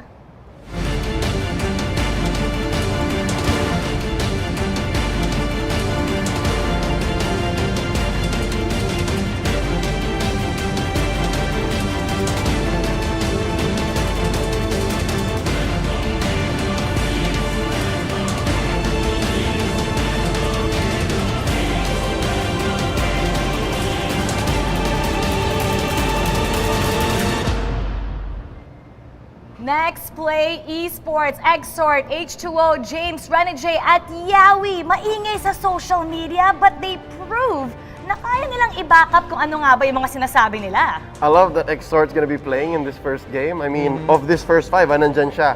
So nung first time ko makita yung pag ganun niya, yung parang yung come here, that just caught me off guard. But again, I really love how he debuted in their matchup against Bren Esports. Napakasakit ng mid-support niya. And I think he really showed and shined as that Eve. And as Omega, this is a good call for Nexplay na si Exort ang maglalaro dito. Not to discredit Lancy, yeah, but the experience na meron si Exort dito is gonna shine here in terms of the shot calling and how they're gonna rotate against a team that really knows how to micromanage lanes, which is Omega. NXP and Omega going head-to-head today. And this head-to-head is brought to you by Oppo A94. Experience gaming at full speed with Oppo A94. Get yours now for only 13,999 pesos. Nexplay kontra Omega. Itong Nexplay, talagang maraming gustong patunayan. They are keeping up and staying ahead. Itong Nexplay, they're staying ahead out of everybody dahil sila ngayon ang leader ng Group B with 4 points. Ito namang Omega, kailangan pa nilang manalo. Ano nga ba yung mga nangyayari sa Omega ngayon at anong kailangan nilang adjustments para masigurado na hindi sila coming with a 2 losing streak. They've only played so far 1 match in the MPL in Season 7, and that was when one of their matches, nag-all-in Magic strategy sila. And I don't know how that feels. I don't know, as an opponent, parang Athena Shield lang, di ba? Buuan mo ng Oracle. And I think that's where they have to keep up. That's the technical side, di ba? Para kailangan nila humabol. Reptar, how do you feel about keeping up versus staying ahead? Parang yung Nexplay talagang best form nila to so far, in the longest time. Yeah, Nexplay, I say, this is the first time, and I can't believe I'm saying this, na sila ang pabor dito going into this match na laban ng Omega. If this was Season 6, masasabi natin, ay, lamang dito Omega, but now, no, it's Nexplay who are leading here. And as we look at the stats, a 3.0 KDA against a 2.5 of Nexplay. A bit of growth there kasi mas nakikita natin ang Nexplay, they know how to handle the objectives much better. Hindi lang sila yung maghahanap kami ng laban kong laban. Nakita natin nung sa laban nila against Brent Esports, especially with Exort on the field, they learned how to prioritize managing the waves really well, beating Bren out of the objective fights. We need to see more of that today now that they're up against Omega Esports, who I said earlier are great with managing the lanes, but it seems like yung kulang naman nila is yung kate na maglaban for the objectives. They contest it, but they're still, the problem for Omega is masyadong silang careful right now. NXP, mataas ang kumpiyansa pagpasok dito sa ika-4 na araw para sa ating MPL. Ang Omega naman, motivated to get their first win, but who will be head and shoulders above the competition? Put your game face on and finally say goodbye to those awkward #itchagg moment. Thanks to Head and Shoulders, 100% dandruff and itch-free. Now, mas mabango pa. Meron tayong mga key players dito na maganda ang ipinakita. Umpisahan natin dito sa Omega. Nandiyan si GC, si Curtsy, at si Heath. Ang ganda ng ipinakita nila nung last game. Sila ang mga leading sa kanilang koponan ng Omega. Yeah, by the numbers at least, right? This is the Machine, of course, and pound for pound, arguably one of the best mechanically gifted players, si Curtizi, and of course, si Heath, si Mr. Fundamentals. I was actually expecting this to be Triple H. Si Hayes, sana yata yung isang kasama dito. But I think based on their first series, 1 series lang naman, I think Hayes is still finding his footing. Yeah, and si Curtizi yung nag-overperform right now dito for Omega, and you could contest him to be, or argue for him to be the best player right now for this team. And yeah, he is keeping ahead, pero the rest of his team need to catch up right now to Curtizi. Sa panig naman ng Nexplay, nandyan si James, Exort at Yahweh. Itong si James, talagang ginagawa niya yung tamang role. Every time, flawless. Si Exort last time, nag-eve siya the entire time. Kontrolado yung teamfight. Hinahati niya yung pag-position ng kanilang teamfight. Yep, and of course, Yahweh, I don't want to be on the receiving end of whatever this young man is bringing, alright? Sobrang reliable na tank ni Yahweh ngayon. Even if they did lose 1 series last weekend against LPE. And of course, si Exort, sobrang ganda tignan ng stats ni Exort. Isang hero lang. Tapos ang ganda pa ng numbers, right? So, I think going into this matchup, Omega has to consider, nalalaro si Exort, isipin natin, gagamitin ba natin Eve? Tatanggalin ba natin? Nanakawin ba natin? Yeah, and hopefully Nexplay has other things prepared for Exort na para magamit niya. And James is someone that we also have to highlight here along with Yahweh, because they're doing a really great job of disrupting the backlines of anyone that they fight here. Look back into the match against Brent Esports. Si James yung lagi naghahanap doon kay Curtizi. Siya yung lagi naghahanap dito kay Few. So if we see more of that here, baka masurpresa na naman dito si Hayes especially, si Hajizi, and of course, the entirety of Omega. May mga featured player tayo dito talagang sinosopresa ang lahat. And these featured players will do all they can para hindi mag-GG. Bring your clay game with Master. Ang sikreto ng mga guwapo, meron tayong mga players na ikukumpara natin dito side by side. Walang iba kundi si Yahweh at si Heath. Yung pinakamalupit mag-Renegade dance laban kay Mr. Fundamentals, na maganda ang shoe game. These are some out of game facts, by the way. But real quick, looking at these 2 players, same sila ng KDA. Mas magaling lang mag-farm ng konti si Yahweh. But when it comes to kills and team fights, Heath is there. I think there's still a lot more these 2 players can show off. Lalo na si Yahweh, mas bata sa MPL. And Heath, he's been chasing this championship for so long now. I think they both have something to fight for. Yeah, we've talked great lengths about NXP, pero for Omega naman, Heath is still Mr. Fundamental for that team. Hindi nawawala yun. But what we're seeing is, pag nakikita ng mga team si Heath, of course, Heath would love to position ahead para magbigay ng impormasyon para sa Omega kung nasa ng mga miyembro, especially the jungler of whoever they're facing. Lately, we've been seeing Heath get surprised with aggression na biglang pag nakita siya, babatuhan siya lahat ng skills, babatuhan siya lahat ng abilities, and that's something that Heath has to watch out for here. We know he likes to position well, but Heath needs to decide, okay, kung meron ako nakita isa, baka kailangan ko muna mag-backup kasi baka biglang masurpresa ako at -1 kagad for Omega. Tignan natin ang ating lane prediction ngayon. Yep, and there's nothing too crazy here unless they pull something out, right? You have Renegade facing off against Toshi in the gold lane. Yung ating turtle lane, that's James versus Curtizi. I think if there's anything that might change, Reptar, I hope you back me up here. Baka mag-tank si Hayes dito. Yun lang yung nakikita kong parang baka pwedeng magbago. Oh, potentially. Kasi may history naman si Hayes na gumamit ng tank. Of course, we saw him play a really amazing Baksha in the past as well. So that could be the surprising thing here for Omega. And baka yun yung kulang sa kanila. That surprise factor that merong bago ngayon sa Omega. One team wants to continue their path to greatness. Another team wants to go back to their winning ways. Sino sa kanila ang mananalo? Huwag na natin patagalin pa. Bakbakan na Omega Esports kontra Nexplay Esports. Samahan na natin ang ating anchors and analysts. Keeping up versus staying ahead. That's a storyline that Mara has brought to us, and that's a storyline that we have to look forward to as the games go by. Welcome to the final game of the day. MPL Philippines Season 7 is presented by Smart, the official tournament telco partner of the MPL. Free to game great with Smart, free games for all. Of course, we are your shoutcasters for today. I'm Nomad. Alongside with me is Rockhart. Rockhart, how are you feeling about this match? NXP currently undefeated. Yeah, that's not something we've ever actually been in. What world do we live in where NXP is really on the top of the ladder right now? Can they keep it up though? That's a big question, and I'm very excited to find out. Yeah, by the way that NXP has been playing all their games throughout last week, they brought down the world champions. Now they're up against the second best during Season 6. How do you think is the matchup going to fare for them? I think they will be having a difficult time. I think this is going to be Omega keeping up and again making smart choices in the draft. I think that's what we got to find out for. And who will make the smart choices in the draft? Catch it next, brought to you by Smart, the official tournament telco partner of the MPL. Free to game great with Smart, free games for all, and the draft is up. Omega Esports had a couple of issues with their drafting last week.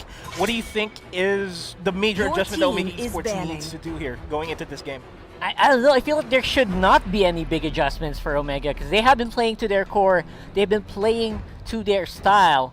Everyone is in their right roles, so there's not many major changes that I've seen. But they're just underperforming overall in terms of executing the team fights, in terms of getting the fight ready in their favor, like making the big decisions, the in-game decisions. That's what I'm wondering. Yeah. Like what's happening to the decision making of Omega right now? Yeah, that's a point that Reptar was actually able to point out. They were playing it good in the early game, even in the mid game, like individually on the lane, itself. But the objectives, where are they? And even more so that the patch that we have right now is focusing really on the objectives. What's going on, man? Yeah, I mean, I feel like, is this the result of losing Dale on their lineup? I don't know, man. Right now, being an in-game leader obviously is on the shoulders of Heath, who has a really big shoulders, so I know that should not be an issue, but obviously, I'm kidding aside, I think maybe the overall direction that the team is going in terms of how they want to play is coming into question here. Maybe, and considering the fact that Heath has been here since Season 2, his veterancy is something that Omega Esports needs. Now let's go to the draft real quick. We got a Selena and a Mathilda being banned out by Nexplay. Over on the flip side, it's a Cho and a Jawhead. Now a Sylvana being banned out by Nexplay. I mean, this is not surprising. You know what? Heath had a great day on Mathilda, although again not really getting the W's, but again controlling the lane nonetheless. So I actually get this. Removing Sylvana also kind of stops him from making those big plays, so he's going to be forced to heroes that are kind of back to where they were.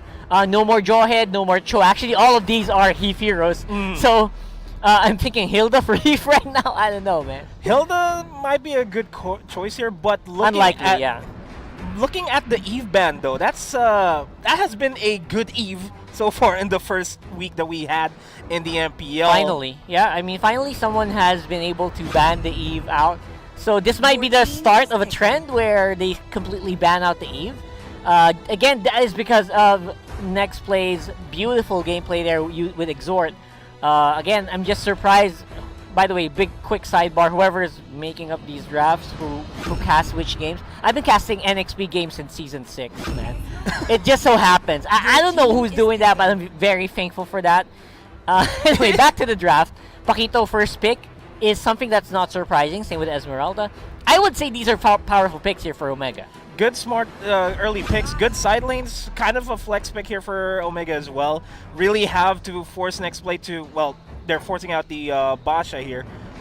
But yeah, Paquito is a very good duelist in the side lane. What do you think is a good way to stop the snowball potential that the Paquito has here? Yeah, we've seen Alice be used there, right? We've seen Alice be used to counter this. We've also seen, what do you call that? This guy on the side lane. Who am I? Bane! There you go. He's been a bit low, flying low on the spotlight today, so forgot the name. Bane is great, but I don't know, because of the hotfix on the nerf on the Bane, might not be a perfect choice. However, of course, we still cannot discount Paquito mid lane, which is a thing. Support mid lane. With the Wan being picked up, it's cemented. Right. That's already it. That's it. But now the question here is, what would Omega pick going against Nexplay's Claude? They really need to get that catch on the Claude. At the same time, they have to worry about the Benedetta as well. What's the good be-all, end-all pick here? Yeah, first of all, they don't really have that hero. You know, they don't have a Cho that can kind of hard crowd control. So far, the crowd control they have is Falling Star Moon from Esmeralda. You don't want to rely on that all the time if you're facing off against a Claude. So you got to get someone that can keep the Claude down. And I think they would want someone like... Your team is banning. Someone that can control mid lane well with the crowd control. Harif, Farsa. Yeah. Not so much of crowd control though, but they could go that route. Potentially. Yeah. Yeah. And they're banging out the Chang'o as well. They're really trying to choke out the mage choices here for next play. Remove the mages. Yeah. Allow a little bit more movement here. Diggy's being banned out. That's nice. That's nice. Yeah, I can kind of feel the Diggy coming into play here, but it's really choking Omega's choices here. A lot of teams really hate Diggy, by the way. If you guys haven't noticed on social media, people just despise Diggy. Coach Ducky from Brand Esports even saying, can you permanently ban that hero? Because they just hate it. So at this point, this is a statement that not only Bren is thinking on that way, even NXP. I mean, to be fair, ever since Aura decided to come out with the Diggy play during Season 6, that was already the cementing moment that, let's not play Diggy anymore. Let's talk about the bans here real quick. It is a Farsa, it's a Natalia, and a Ling is going to be chosen here for Omega Esports. Now, this is super interesting because we have seen Nexplay actually play the Ling and succeed. They're actually the only team, probably, that has had the guts to pick out the Ling, and that's true. It's worked for them. So Omega says, aside from banning it out, denying it, they can also give it a shot. Give it a shot, but I'm not liking how Omega Esports is looking here draft-wise. They have a lot of bursts, they have a lot of sustainable damages here, but where's the catch for the Claw? Where's the catch for the Benedetta here? That is a perfect question. I think Nexplay might be running out of stuff to also kind of counter that, but at the same time, Omega Esports, they don't have catch. This one pick is going to determine that. So who's the catch for H2O as well? That's what you got to think about. Yeah. Is Angela a great catch? I'm not sure, but if you're great at decision making, Angela is a great hero, and I think Nexplay definitely has that. I don't know, man. Nexplay is looking like a well-rounded lineup here for now. The Angela and Alice adds up to the survivability that Claude has when going in with the Blazing Duet in between potentially 4 members here for Omega Esports. And just like what you said, the last pick here for Omega Esports is the be-all, end-all. But they're having a hard time. To be honest, I'm even having a hard time. They're going to run down the clock thinking about it. Who are you going to do? Who are going to use? Who holds down a Baksha? Who holds down a Vendetta as a Claude? All of these are like mobility heroes. Kufra might be not the one I was thinking about. Okay, it's a Kagura being picked up. A little semblance of CC here for Omega Esports, but it's not the hard CCs that they would expect to have. And I'm not liking Omega Esports' composition here, just to be completely honest with you. How Yeah, about I you? mean, there's just no way this is gonna last in the mid to late game. Yeah. Nexplay is gonna beat them in mobility over and over again. So, it's I don't know, man. Here's one thing. Hmm. Possible that there's just no other hero that Hayes can think of, that a mage hero who can control the mid lane that has enough crowd control. Eudora, not so much. Yeah. To be fair, who do you think of? Who do you pick out? Exactly. Right? Exactly. It's a hard choice here It's a for hard Omega choice, Esports, man. and they're just playing with the cards that have been dealt with them. Not the best composition that Omega Esports Absolutely can go not. for, but it's also the I wouldn't say the worst. Last week's Omega's draft was the worst that in my opinion was the worst draft that they've ever had. But I don't know. Nexplay is looking really solid here. Benedetta, Claude, Angela, Alice. What else can you ask for, man? That's right. I mean, they got it all. They got the bans they want. They got the picks that they want. This looks like a Nexplay game, but can Omega prove us wrong as we head into game number 1 of week number 2's match 2? Heading into it, Omega, can they prove us wrong? Can they beat us on the predictions? It's a tall order if you ask me, man. It's all about controlling the early game here because the Omega lineup here really hurts in the early game versus NXP.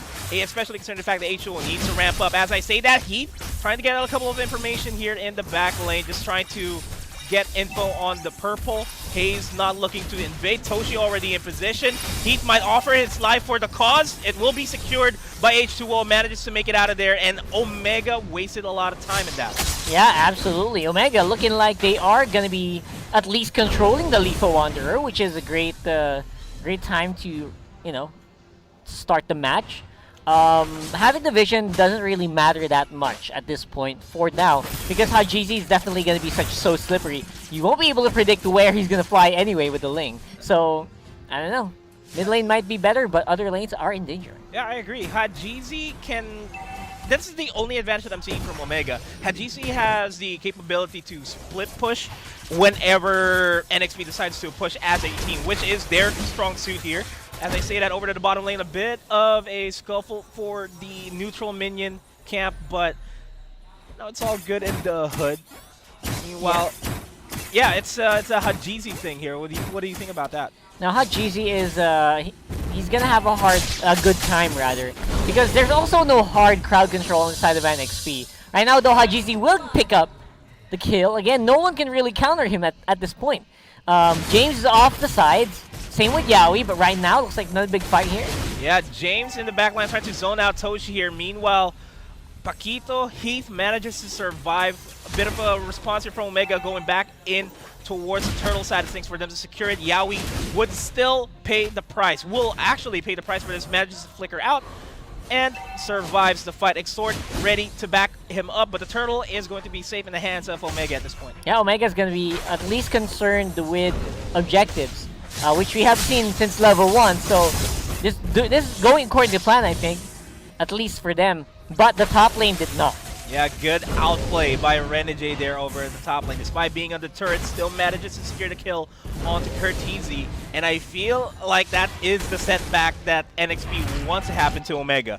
Try to put the cores in a disadvantage here since they are a lot. And as I say that, NXP will try to disengage this fight against Omega, will try to counter-initiate themselves. James looking for an opportunity to pop the ultimate, but the HPs are incredibly low here for NXP as they manage to take down Yaoi. Not really the one that you want to take down first as James takes down Hayes. It is a 1-for-1 trade. Heat next in line here, secured by Renegade, and Hajizi force a recall out. This is what I'm talking about, man. Exhort decision-making on that. Angela turned that around.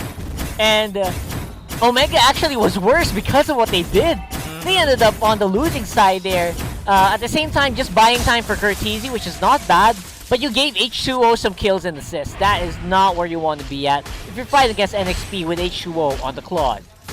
Yeah, H2O, as long as he starts to snowball in the game, he's just going to take control of the mid-game later on, even more so on the Claude. Now, the main question here is, how will Omega transition into the mid-game where team fights are important? That's right. Again, team fights are going to be where the focus is of Omega anyway. With that lineup, they just want a team fight, and they're doing that right now. As H2O will fall down to the hands of Hajizi, but here comes the hard guard to try to protect him as much as possible. And instant Hajizi's going 1v3. down. Look at that. Instant 1v3, and this has to be a little bit more damage on the mid lane. Renegade will be repositioning himself to find an opening, but he gets found by Heath himself. And he is going to be forced to back off. Yeah, Heath again on the Paquito is not the usual Heath that we see, but he is doing the job. He's doing the job so far. Again, James is not ready to fight yet, so they're not really in any big danger as of yet. Same with H2O. But I want to see if Heath can extend their lead further with this hero. Yeah, I agree, because you have to, and with this lineup that Omega has, they have to make sure that they're way ahead of the line here against NXP for them to be very effective. Just like what you said, H2O and James, they're not ready to fight yet. As I say that, Yaoi actually looking for a little bit of a fight here against Heath. Here comes the ultimate being popped by Renegade, forced to flicker out. Heath is out of commission for now, but the turtle will again be secured by Omega. Yeah, a little bit funny there. They're making some pretty weird ultimate calls there. But, you know what? Maybe that's just the play for NXP. They're making some weird stuff that the enemy can't really decipher. And that's gonna make Omega question their decisions coming into this one. As Cortese picks up the corrosion site, slowly going to be a problem this one when as H2O forces to BMI out of the fight. Meanwhile, over the bottom lane, James and Toshi in a bit of a scuffle, but it's not really as impactful as we want to assume. But Renegade is the primary target for Courtesy and Heath, and they may just be able to take him down, but Renegade doing what he can to dish out a lot of damage, almost takes out Courtesy. Exort gonna try to survive here in this fight. Here comes the blazing duet. Look will at that! down Heath in the back line, and H2O hungry for blood in the back line, forced to use the Tempest of Blades to try to escape the hands of NXP. Omega lost that fight, to be honest. It's a 1v1. Yeah, it was not a great trade to be had, especially giving H2O another assist, more gold to the laner, and James as well on the bot side getting a big turret. And you really don't want to give an Alice a lot of space to farm in any game of Mobile Legends for that matter, because as soon as her passive is up to 30 stacks, she's already online. And looking at how Omega is playing right now, it's looking likely that NXP, like James and H2O, will have a good time in the mid game. Yeah, for sure. Again, I think there's going to be a big question of whether Curtis is ready to fight, because James is just getting ready. He is warming up already. And I want to see some really proactive play here for Omega that doesn't fall apart, because everything they've been doing so far has been falling apart. And speaking of falling apart, the Turtle has not been falling to the side of NXP for now, but they are starting it off right now, doing a good job. Yaoi just zoning off the members of Omega here. Gets the stun onto Hajizi as well to prevent him from stealing the Turtle away from them. So it's not a perfect Turtle game for Omega for now. But with the Turtle buff onto H2O, this should be a turret conversion for them, for that matter. Meanwhile, over at the top lane, Renegade and Courtese in a scuffle, but they will disengage. Yeah, I think Renegade is... This is what we saw on the first day, by the way. Renegade playing on the Vendetta. They didn't get complete W's there, but he played it perfectly. So far, Renegade as a player really maturing in Season 7, man. Maturing as a player is always a good thing, not always a bad thing. It's always a good thing, especially considering the fact that Season 6 was, I'd beg to differ, not the best performance. Yeah, Season 6 was the H2O show. Yeah. And everybody else on the side of NXP, they're all showing up. James being showed up here against Omega, but he managed to survive. Barely still survived. Guessing immobilization. The micro outplay from James. What was that? What was that? What? That shouldn't happen. That shouldn't happen. He should have been dead. That was an easy kill. It was 4 versus 1. 4 versus 1 for how many seconds? 1 minute? But James, man, James has been a god on god. that micro on that Alice, man. Sorry. We lost our track. I love it. I love it, man. I love it. I love the game. That was so beautiful. As we go ahead and mourn over the potential loss of James there. The Lord area was being contested by Omega, looking to get a fight here over in the mid lane. Because all things considered, NXP is still ahead in the game because of the fact that, I mean, Omega is ahead of the game because they have all the tier 1 turrets. They have full reign over the jungle of NXP. Yeah, and core of the game, man, MLBB still a gold game, and if you are ahead, you definitely have a big advantage in the coming team fights. Composition can only carry you so far. It's all about execution there. Speaking of execution, H2O looking to execute Curtizi, but it's not going to happen. Despite the Blazing Duet, still not a secured kill. Meanwhile, over the mid lane, they're trying their chance onto James. Once again, Toshi gets taken out. Oh, look at this, man. The momentum. Can you feel it? Slowly shifting. Exhort, though. Yeah, Exhort. No doubt, will fall down to Curtizi, singling out the support player there as Yaoi tries to buy a lot of time here for NXP to reposition, but no help is coming aside from H2O, and H2O decides to yeet out of there. Just BMI out. Hajizi looking to get a kill here onto H2O, but the damage output from H2O is enough. Whoa! The 1v1 outplays here from NXP. The micro could not have been real. James looking for a kill onto Hajizi, manages to make it out. Hayes will get the brunt of the damage there from James, but it doesn't matter. Omega still not able to secure a kill for themselves. That is unbelievable, man. We got some pretty slick moves happening for NXP. They know they're not in the lead in terms of gold, but they're definitely making a case for, you know, out-microing the opponent. On the other side, though, I love what Omega's doing. Curtizi, instant Mara fan, by the way. Mara's an instant fan of this guy. Just because of how he was, we were just talking about this guy. He knows how to hold down that lane. You never see him on the highlights, but he knows how to do his job. Doing the job of a 1-1, not showing up in team fights as much as possible and being a big nuisance is the main thing here for Curtizi. Yes, that was absolutely. his job. He was able to take down the tier 2 turret in the top lane, and it's slowly making NXP have a run for their money. Speaking of which, they tried to go for a fight against Soshi and Heath. They already expended the Heart Guard as well, so that's an ultimate out for NXP. An opening for Omega to go for a team fight, but I don't think they will oblige. Yeah, I love that you mentioned Toshi, by the way, because this guy's what you have to watch out for if you're NXP. A very fed Esmeralda is something that's very scary. And there's a reason why Esmeralda was almost perma-banned last season. And I think that fact is still apparent here in this season because of the scaling of this guy becomes almost unkillable in the late game. That's true. And with the, well, not the lack of catches here, they still have catches on the Esmeralda, but at the same time, with the way the team fights have been going here, NXP really wants to go for the extended team fights as much as possible because Omega can wipe them out, but at the same time, Toshi on that Esmeralda thrives on the extended team fights. As the longer the team fight goes, the longer Esmeralda would be very effective in the fight. And NXP is now forced in a conundrum where do we extend the team fight so that we can pick off almost all the members of Omega, or do we keep it as short as possible, try to pick off one and then back off? I feel like the extended team fight definitely goes in favor of the guys who have more sustain. And if you look at the lineup, obviously we have a few sustains that are going to be happening for NXP. The Spell Vamp from the Vendetta, obviously Spell Vamp from the Alice, and H2O is going to have a lot of life steal later on, so it's a matter of time, man. If we can reach 18 minutes with NXP still pretty much on even, Omega is going to start to falter as well.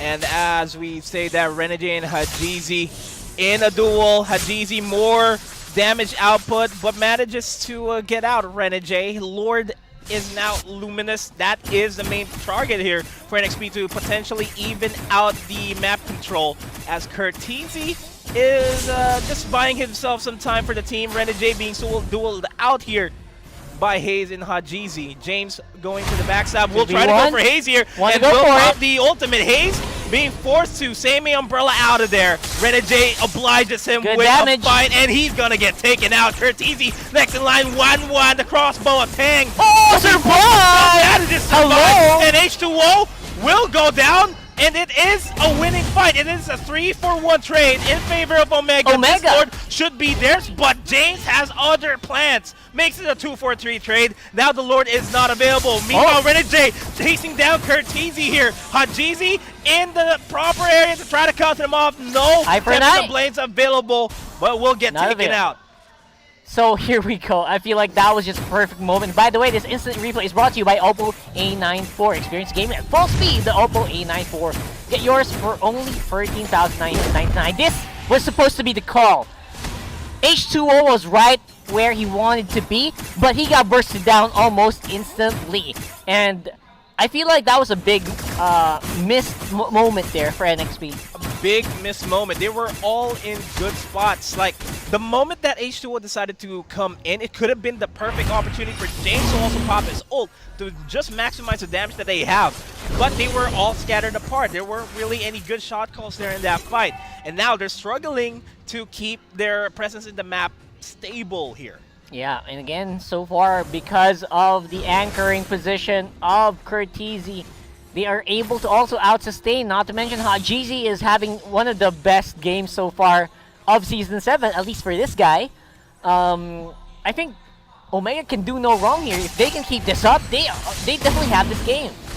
If they can keep this up, and I feel like they can as the Lord starts marching on towards the Tier 3 inhibitor turret here. There comes the big team fight. Renegade trying to go for a pickoff here. The damage output is really not for NXP. Lord will get taken out. This turret is going to go down without a shadow of a doubt.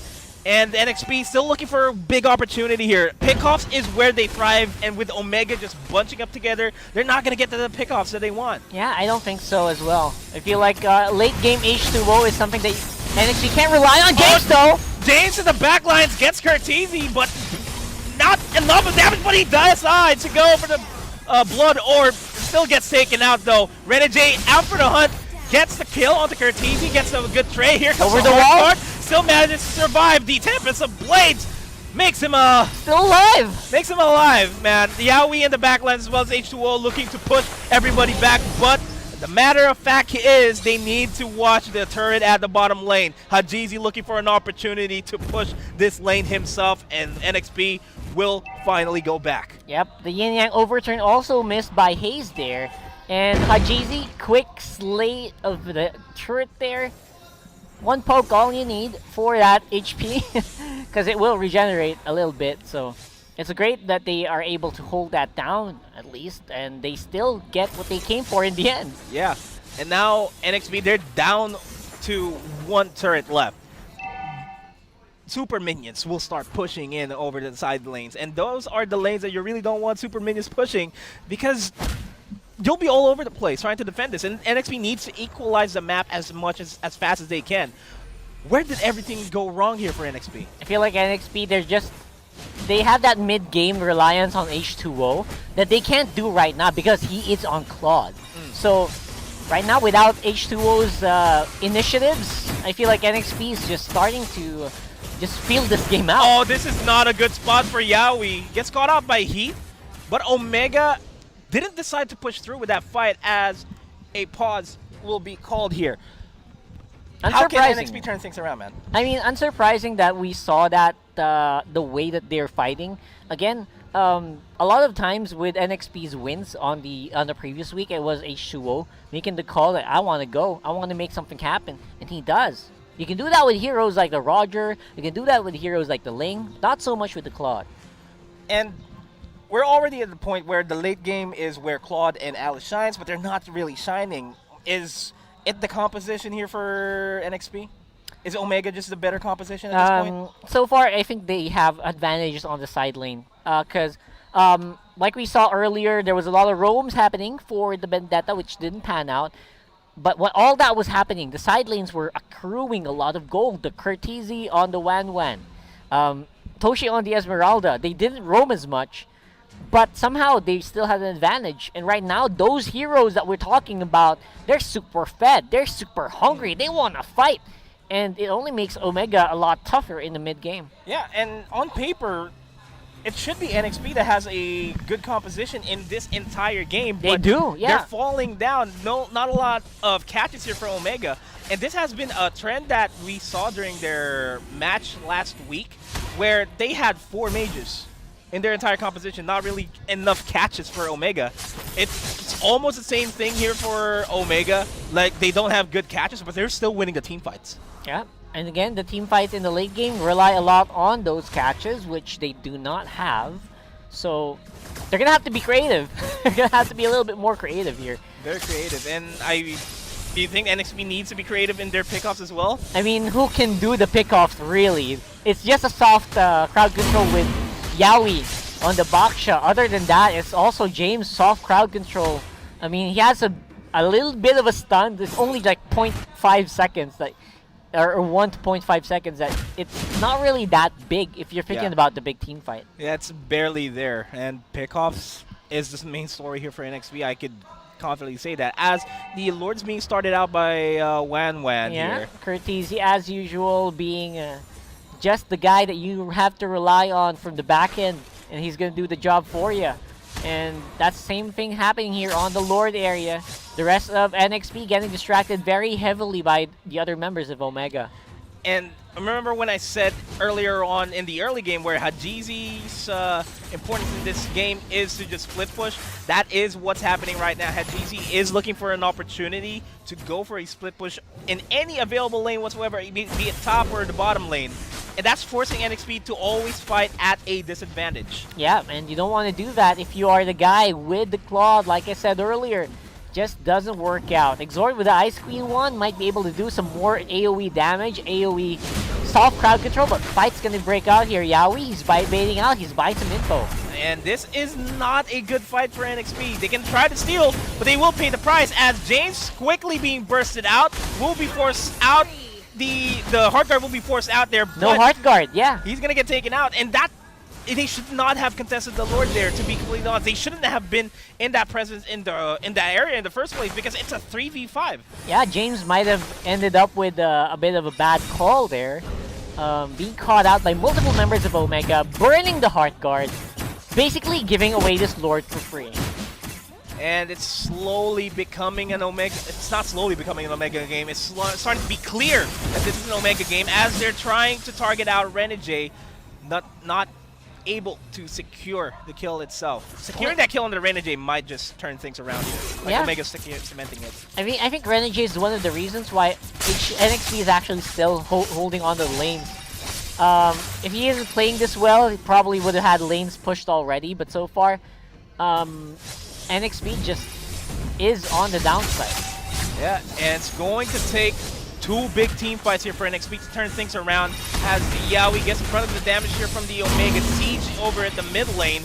James and Exort trying to clear out the waves as fast as they can, but with Curtizi just dishing out the damage on that turret, it's all just a matter of time before Omega secures this kill, as the Winter Truncheon will be forced out by James, will still be taken out. Here comes the Tempest of Blaze, just trying to pick up any members here, but H2O in the back line manages to take down the kill. Jeezy low on HP as well. The turret not going to be a factor, as the crossbow tank will be forced out here. Will take down 1 member from Exort. It is a 1-for-1 trade, but it is the time for NXP to really fight this. Renegade not securing that kill despite having the Heart Guard on him. And it's now going to be an Omega game, taking game number 1 in this best of 3 series. What was supposedly the late game lineup from NXP came down in the hands of Omega there, who don't seem to be aware that they're done yet. So they're chilling. They're chilling. No big jumpies. Nothing. Yeah, they know for a fact that, it was a 1 game. They still have another game to play in order to secure the victory. And to be and that winning moment is brought to you by Oppo A94. Experience gaming at full speed with Oppo A94. Get yours now for only $13,999. But there's still 1 more game for Omega to secure here in this fight, man. I'll be honest, that game was longer than I expected it to be. And I know that might have tired them out, which is probably the reason why there was a big lack of reaction. That was almost 22 minutes. Yeah. 23 minutes, am I right? It was taxing. It was a very taxing game. Especially considering the fact that the composition of Omega should have been, for early game, we got this, we're done. We shouldn't have even last a game for like 5 more minutes than it should be. Yeah, in fairness, the 1-1 was a late game insurance policy and it paid off in the end. And I'm excited to see if NXP can make adjustments based on this. I really don't want to see that Claude anymore for some reason. Yeah, and Claude may be the big ban here, but at the end of everything, we'll try to get the info on Wolf, see what happened there in that fight. Thank you so much, casters. At pag-usapan natin kung paano nga ba nakabalik ang Omega back to their form. My name is Wolf, and I'm gonna be breaking down that game number 1 between Omega versus Nexplay, where Omega won in a very decisive manner. By the way, the following post-game statistics are brought to you by Smart, the official tournament telco partner of the MPL. Free to game great with Smart free games for all. At bakit ko nasabi na nagbalik ang Omega? They are really comfortable with this. Masasabi ko na back na ang Omega in action kapag hindi na sila super reactive dun sa ginagawang draft ng kalaban, pati na rin in-game. Tapos, kapag tinignan mo yung kanilang galawan, ang swabe talaga. Just like you said, a well-oiled machine. Yan naman ang sinasabi natin laging sa Omega. May method at laging nakikita natin na fundamental ang kanilang laruan. We can see that Heath on this Pakito, sobrang crucial ng kanyang ginagawa for the team. Not only because of the control, pero yung early game spike na nakuha ng Omega, yung panggulo nila sa mga ginagawa ng NXP, particularly dahil farm-dependent ang NXP. Meron silang Claude, Benedetta, and Alice.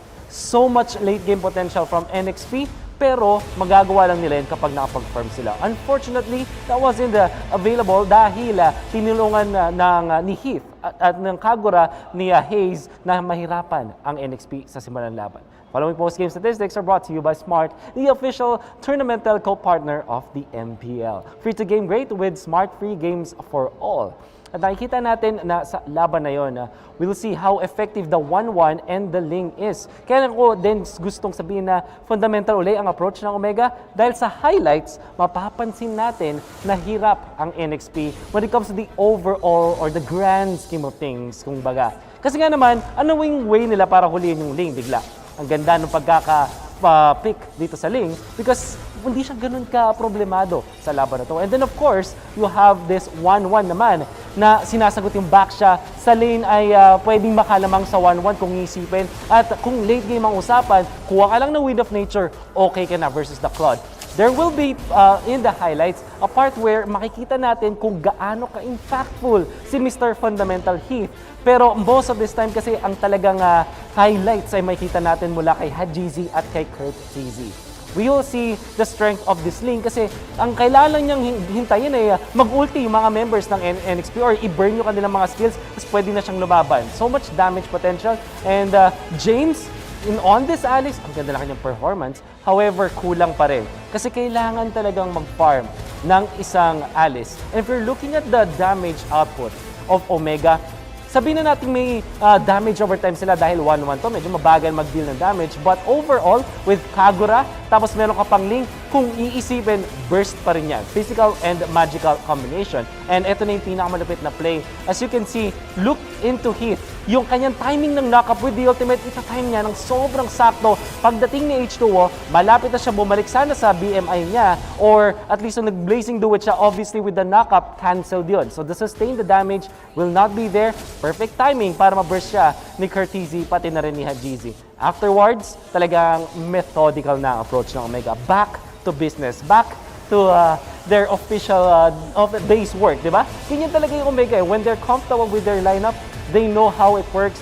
Magpapunish sila ng isang isang Alice na nasa mid lane nagpakita. At alam nila na si Yawi ay low na rin, pati wala ng ultimate. So there's really no one stopping them from killing the members of NXP. After nila mapatay yung Alice, diretso doon sila sa bandang Lord area.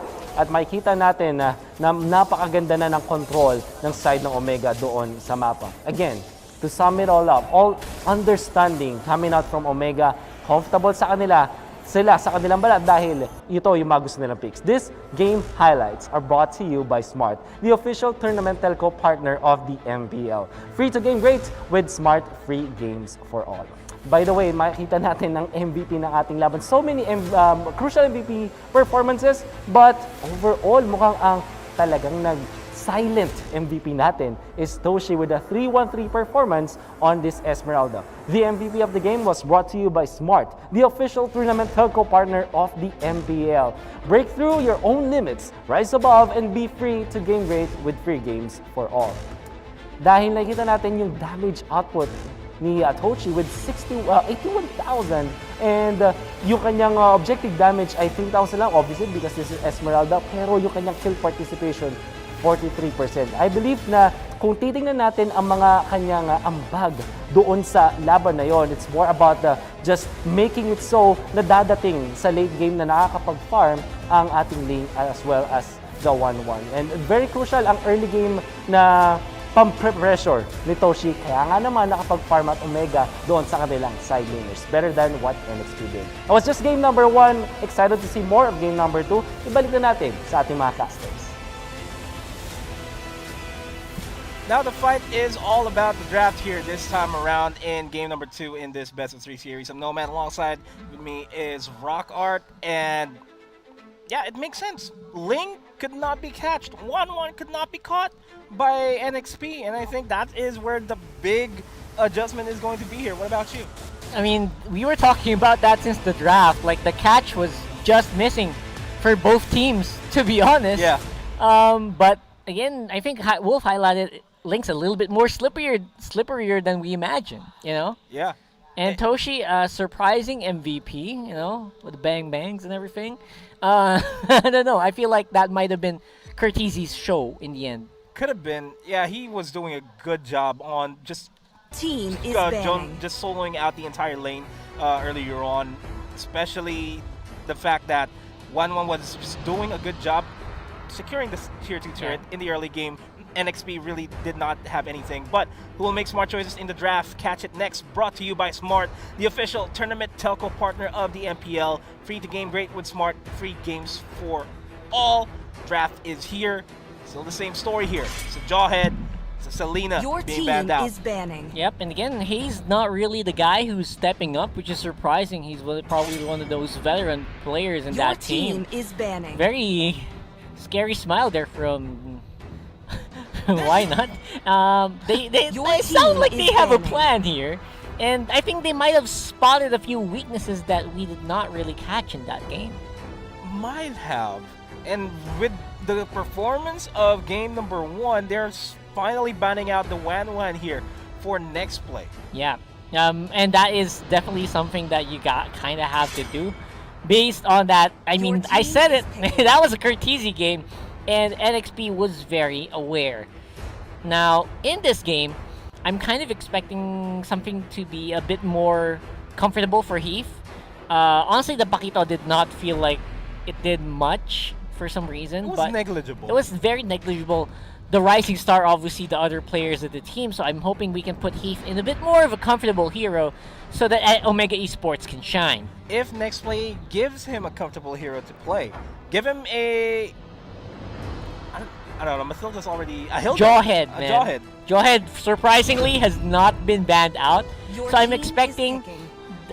Okay, alright. Okay. Alright. Pakito now on the hands of Nexplay. Jawhead is banned out here for Omega Esports, so... Oh, it is? Sorry, it is. Hilda's a good Hilda would be great. Yeah. If I wasn't the Jawhead, I could not see it from my angle. But yes, I feel like they should really prioritize Heath's hero.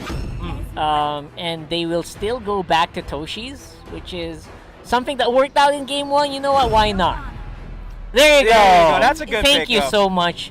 That is the hero that we're looking for if we're talking about Heath there. Yeah, and now Nexplay has to respond to this Sylvana pick, has to respond to this Esmeralda pick as well, because Toshi, despite you saying that it's a Curtizi game, Toshi still pulled out a good Esmeralda game, controlling the side lane very well. Now they have to make sure that they have good responses here against the Sylvana, against the Esmeralda, and they're still going to stick with their course here for the meantime. They're going to get the Benedetta out of the way, not give it to Omega Esports. Yep.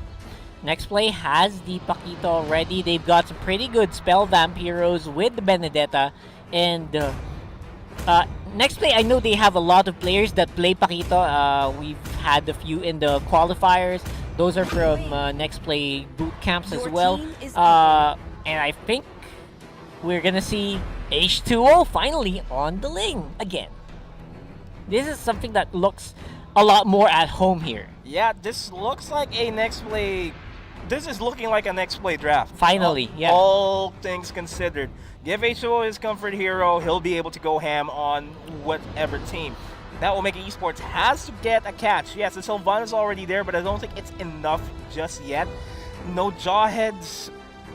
Yeah, no Chos available as well. So they're really choked out at this point. So this is what Omega, I think, was trying to do there on last game. It did work out for them. Now it's gonna be Nexplay's turn to try to go for the super slippery carry hero. And Natalia is What? out in the wild here. How? Wow, surprising. The brain of Otit is something that we have to get in tap to, because I kind of feel like I understand what Omega Esports is trying to go for here. Since Ling is all over the map, all things considered, Natalia will just try to scout him out as much as they can to give information to Omega Esports. Yeah, definitely sounds like the better plan there. Get the Natalia for Vision, which usually it's banned out. That's the reason why we were super surprised by this one. And some reason, Nexplay says, you know what, we don't care. We don't care if there's a Natalia. We can handle it. We've got some very mobile heroes. We got a lot of sustain and spell vamp. We're confident we can out sustain a Natalia gank, which I've heard a lot of people say that they can handle Natalia, but in the end they got beaten up by it. Natalia is too much to handle for a lot of people. For a lot of people. And for Omega Esports, they also don't want to face James and his Alice again. I mean, that last game I was dumbfounded. I saw you too. You were going a little loco there. The micro outplay from James is just out of this world on that. It was the next level play. Yeah, literally the next level play. Obviously a comfort hero for James. And I actually really like what they were doing there with the control on the side lanes. No more Claude. I mean, I wasn't expecting Claude anyway, but for some reason they banned it out. Just for safety, I feel. Doggy just don't want to give Omega Esports a good run for their money, all things considered here. And I'm trying to figure out what core they can go for here. Brody's still out in the open, but I don't think Brody's a good call here for them. Yeah, Brody's basically a guy that's been out of the buy lanes right now. No more bans, no more picks for this guy. When was the last time he was picked up? Probably preseason. Just preseason. Just preseason. I haven't really felt the Brody at all. I can't remember any games, which means it's probably not there. Yeah, especially considering the fact that Brody did get a big nerf on this defensive item, and he is really gonna have to think about what items to pick up. So easy to take out the Brody these days, right? Yeah, it's already negligible. Rafaela, banned by Omega. We've seen Nexplay bring out heroes like this. So again, usually it's surprising. Usually it's surprising to see Rafaela banned out, but at this point, nah, nothing surprising for me anymore. And I like how Nexplay is really choking out Omega of any core choices here. No Wans, no Claws, no Rogers. And in response, Harif gonna get picked up. I mean, it's not really the main damage dealer that we're thinking about. We're thinking about assassin junglers, right? Harif's not it, obviously, but it can kind of act that way in mid-game, which we've seen previously. Jake the Dog's Harif pretty much acted like the main carry of Raw LP's previous games. So there's also what they can do. Yeah, just as long as the Zama Force is really a good placement that catches 5 people inside, or 3 people at the minimum for Heath, the things are going to turn around here. Sorry, not Heath. Yeah, there you go. So next play, 2 picks. This is a very powerful turn for them. And they leave it to the end. We got... is picking. Oh, it's been a hot minute. It's been...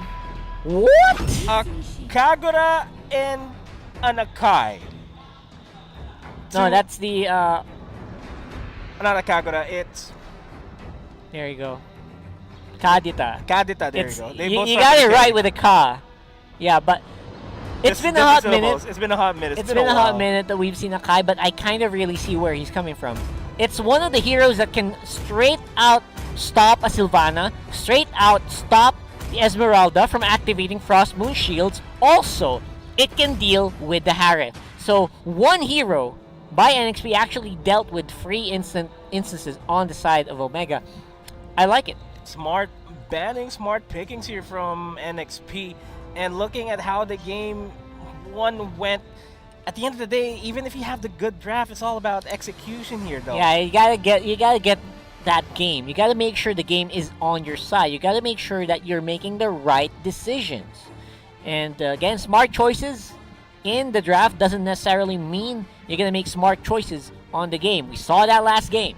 Last game's draft was a great draft for NXP. They did not pan out. Yeah. Will it happen again here? We have yet to see. This is potentially the last game in this best of 3 series if Omega can close things out in a 2-0 fashion. XP looking like they have a good draft in this game. Welcome to the second game of the series.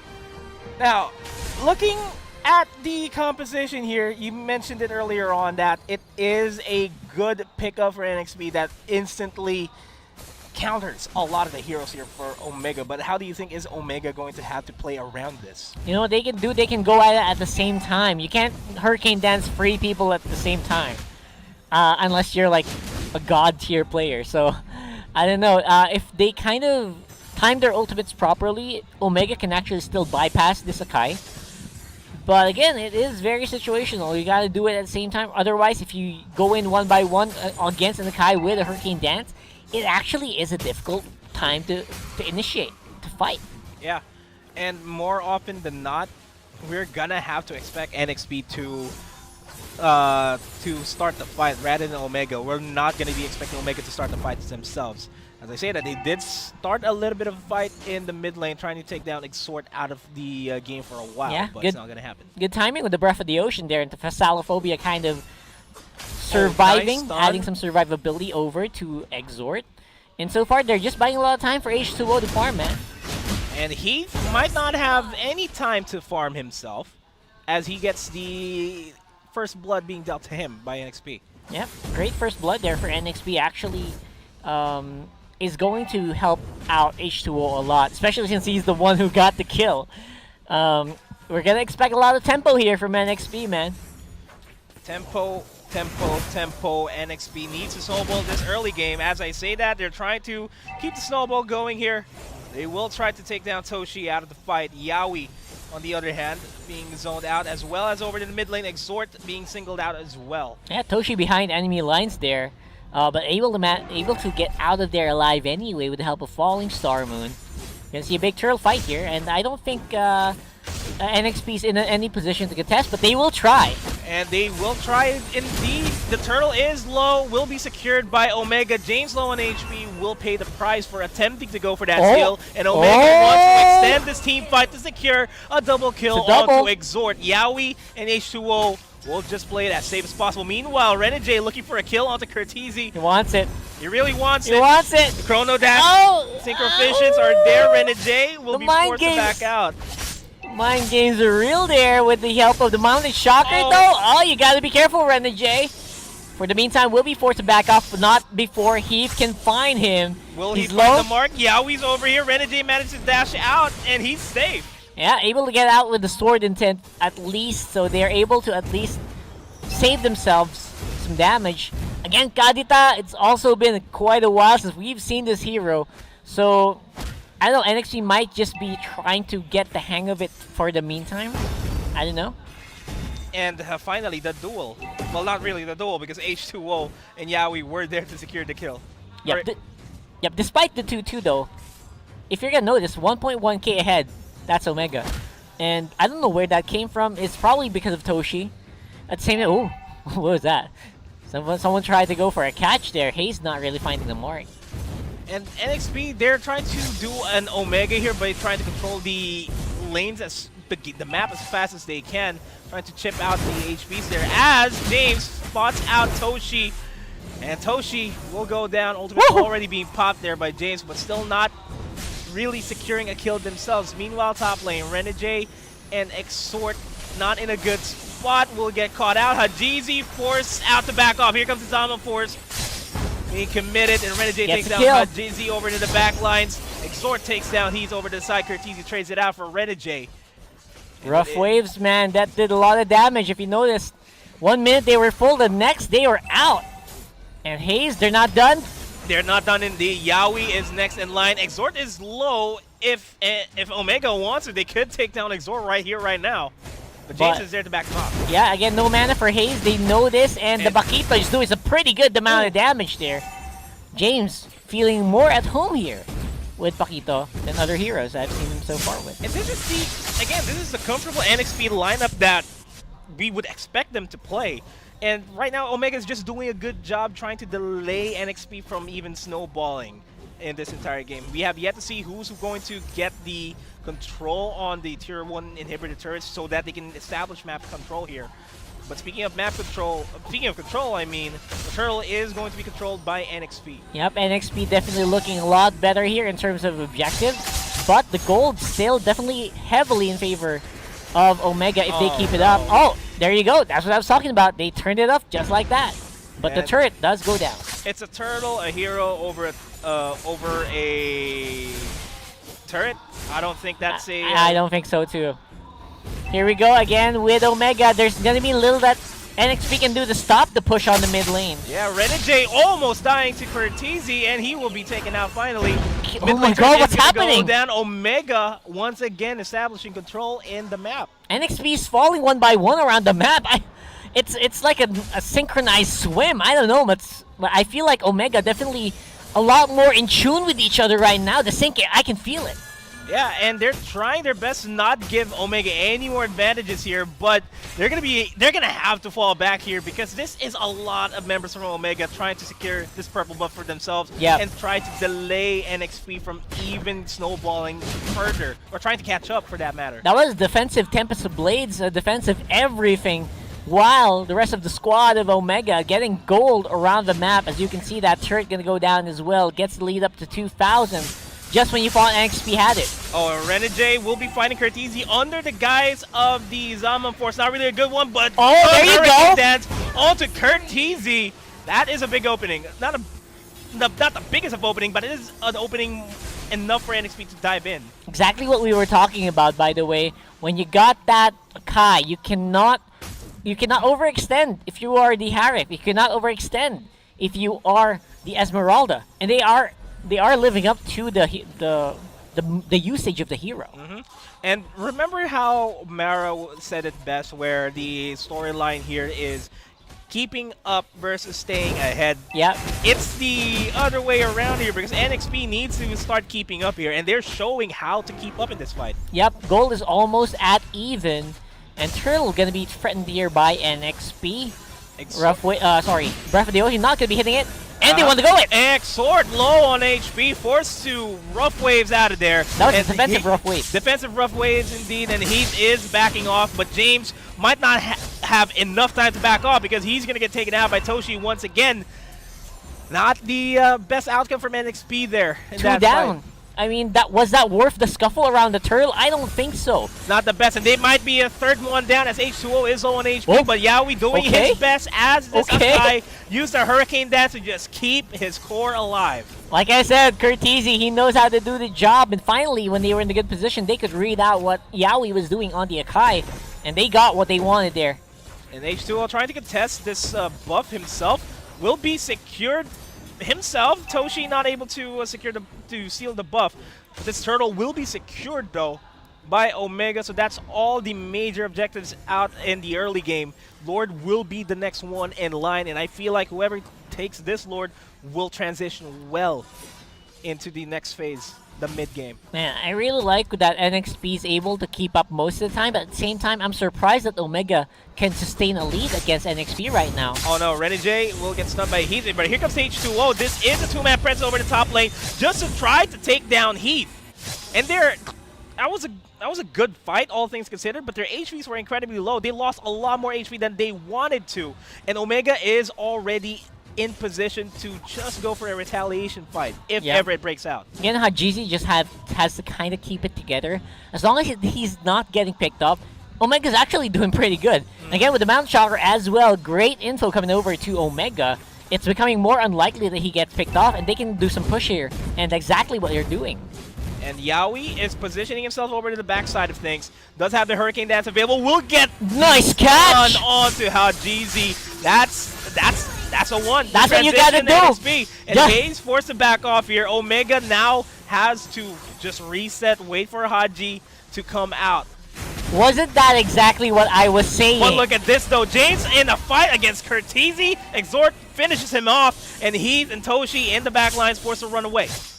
Omega might have bit off a bit more they could chew here. And they could have lost even more members if only the exit pass recovered there by NXP. So far, it's only going to be 2, but that's going to be enough to get Omega back on the map. James, on this Paquito, I'd rather see this than the Alice any day. Doing a lot of damage as is expected from a Paquito, but he is just a completely different level this time around. Completely different level indeed. This guy just knows when to go in and charge and wait for the champ stand. Oh no, this is not what they want. He's being taken down. Hayes, next in line, gets pinned down by the Hurricane Dance. And Curtizi might be biting off more than he can chew here. Gets the Azama Force. They did manage to get a trade onto Yaoi. Here comes the Tempest of Blades to secure the kill onto Hajizi. H2O really showing that Ling is his main. Curtizi almost falls down here. No minions, but Renegade will pick up the slack. Toshi will be able to take down Renegade, but that is a fight that is going to the favor of NXP. That was a lot of kills going over to NXP here, only losing 2. Might have gone for the Lord, but Toshi is still alive. Again, Curtizi is not really having a hot time whenever he's the one getting chased off. Toshi charges with the Falling Star Moon, cannot really defend the tower that much, cancels it at the last minute. And now things are even. Even Stevens here, all things considered. Even a slight gold lead here for NXP, having a 1,000 gold lead to their name. Yeah, James is looking real hot in this game, man. I gotta tell you, a lot better than what he was playing on the Alice. And yeah, this has to be a ban now for any team that's going up against NXP. Just try to take down the Paquito. I mean, granted, Paquito is a hero that a lot of people really just ban against. But, you know, at the same time, even more so, just ban out Paquito on James if you see him playing. As Yaoi gets information here that Omega will try to get the turtle lane, the turtle themselves will be zoning everybody out. But H2O all alone forced to use the Tempest of Blades. Originally, it was offensive Tempest of Blades, but it's now the offensive as the Winter Truncheon in the back line saves Curtizi. That was nuts! H2O fell because of that play. They kind of gotten out of tempo there completely. And now Renegade up against it's a 1v3 against Renegade. Haji could go down? Could go down, but Toshi's here to try to save him. Not going to happen, but Paquito manages to take down the kill. Yeah, secure the kill. And yeah, we force it back off. And James has to back off here completely. He'll be taken down. They have no answer to what Toshi is doing. If there was an MVP fight for Toshi, this is it. My goodness, man. Toshi was the MVP game number 1. Game number 2 has to be Toshi as well, doing a good job on this Esmeralda, currently standing at 6-1-2. Yep, that's an MVP performance here if I've ever seen one myself. Again, this is what I was talking about as well. With the Esmeralda mid to late game, you cannot destroy him. You cannot focus him down because that Frost Moon Shield is just a pain to handle. Pain to handle and a pain for NXP. NXP just trying to get the pain relievers they want in order to just survive a little bit more, because once again Omega is knocking at the doors here for NXP. They will be able to secure this Lord. Yaoi will get caught out here by Heath. No chance to go for the Hurricane Dance. Lord will be secured by Omega. Renegade will try to keep Yaoi alive, but he will be caught out. James just soaking up a little bit of the damage there just to deter Omega. And really, Omega does not even want to fight at this point. Yeah. This is already a win. Yeah, while all that was happening, H2O just trying to see if he can get some pushes in. But I think so far this is the usual course that NXP does when they're on the back foot. They're trying to back off and then basically sending H2O out to do the dirty work while the rest of the team buckles up and prepares for the worst. I mean, you mentioned it earlier before the game even started. This is already a throwback to how NXP was during Season 6. Do you think that this really is that, especially seeing that performance right now? Yeah, they are playing Season 6 the way they were and going for the kills, going for the fights, looking for Omega right now. As James and Renegade looking to force Omega out of the fight. And Renegade just buying a lot of time here. He will offer himself up just to get a lot more space for his team. That's not two turrets falling down on their team. Not yet, but I think they might be close here. Might, as they get James forced to knock up Courtesy. Zama Force will be forced out. James will get taken out.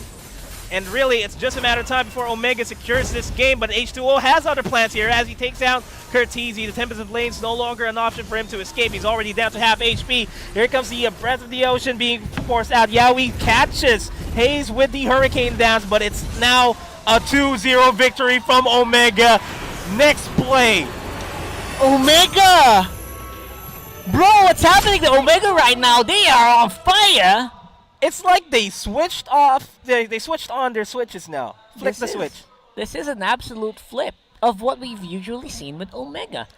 This is a completely different Omega from what we saw last week. And this winning moment is brought to you by Head & Shoulders. Put your game face on and finally say goodbye to those awkward #It's a GG moments. And it's a GG indeed. What happened there for NXP, man? Again, they were reverting. This is the first time we're going to say this. They are reverting back to Season 6, the way they played. And I think that we are going to see a lot more of Omega finally on the right track. And I like it. And yeah, they will have to say goodbye to those It's a GG moments. Thanks to Head & Shoulders, 100% dandruff-free and itch-free. Now, mas mabango pa. It's now a moment in time where it's a throwback to NXP during Season 6. Just focus on the kills. We had a good sighting on NXP during their past performance in the Fast Week. Yeah, they lost to LPE, but they won against Bren in a surprising manner where they were focusing on objectives, focusing on winning the game, not really focusing on the kill. Do you think that winning against Bren just elevated their confidence a bit? I think so, and they might have gone to a more comfortable state a little bit. So I don't know. I want to see more analysis here for sure. Yeah, and we'll be throwing it on over to Wolf to let us know what exactly went wrong here for NXP and what Omega did right. Thanks so much, casters. What a wonderful comeback para sa Omega. Hindi naman sa mismong game, but here dito sa ating liga. My name is Wolf, your analyst, and let's talk about that series, that 2-0 victory mula sa Omega. The following post-game statistics are brought to you by Smart, the official tournament telco partner of the MPL. Mga kaibigan, ang masasabi kong naging approach ng NXP ay primal pa. Or what does it mean na primal pa yung approach ng NXP? Well, napakasimple lang eh. Parang yung NXP, ang kanilang inisip ay manalo sa mga clash. That's what I felt in that particular draft dun sa game number 2. Kasi parang ang ginawa ng Omega, kina-counter nila or sinasagot nila bawat matchup na pinapakita sa kanila ng NXP. For example, Pakito first mula sa NXP. Anong sagot ng Omega? It's going to be Sylvana and Esmeralda. Dalawang hero na hindi namomblema sa Pakito. At actually, sila pa yung nakaka-counter sa Pakito if you think about it. Now, yung NXP, nag-ling bigla. Ang naging sagot nga lang ng Omega, okay, pigilan natin yung pagka-farm ng lane, guluhin natin sa jungle using this Natalia. And nakakagulat ng NXP ay hinaya ng Natalia up to this point. Even when it's not the strongest hero anymore, ganun pa rin yung nagiging impact niya. Now, the Harith and the Yisun Shin made a lot of sense kasi yung Omega, hindi na sila nag-focus dun sa pag-farm dun sa jungle. Although GC had a wonderful game, kahit nahirapan siya, yung fact na ang kanilang pinofocus dito is the Harith, yun yung hindi nasagot ng NXP. Although I wanna say, NXP, ang ganda nung Kadita and Akai pick. It all made sense in the end. Kadita would have been great. However, kinulang nga sila dun sa late game kasi nag-focus sila masyado dun sa team fight, pero nung napil na sila ng side ng Omega, dun na sila nayari. The following post-game statistics are brought to you by Smart, the official tournament telco partner of the MPL. Free to game great with Smart, free games for all. Makikita natin dun sa mismong draft na parang hindi naman siya kinokontra talaga pero sinasagot ng Omega bawat i-present ng NXP one after another, pero yung NXP more on sa clash. Makikita natin sa highlights kung gaano nga lang nahirapan ang side ng NXP sa pag-execute nung kanilang team fight-based draft dahil sa macro, sa mas magandang macro and micro understanding ng Omega. These game highlights are brought to you by Smart, the official tournament telco partner of the MPL. Free to game great with Smart, free games for all.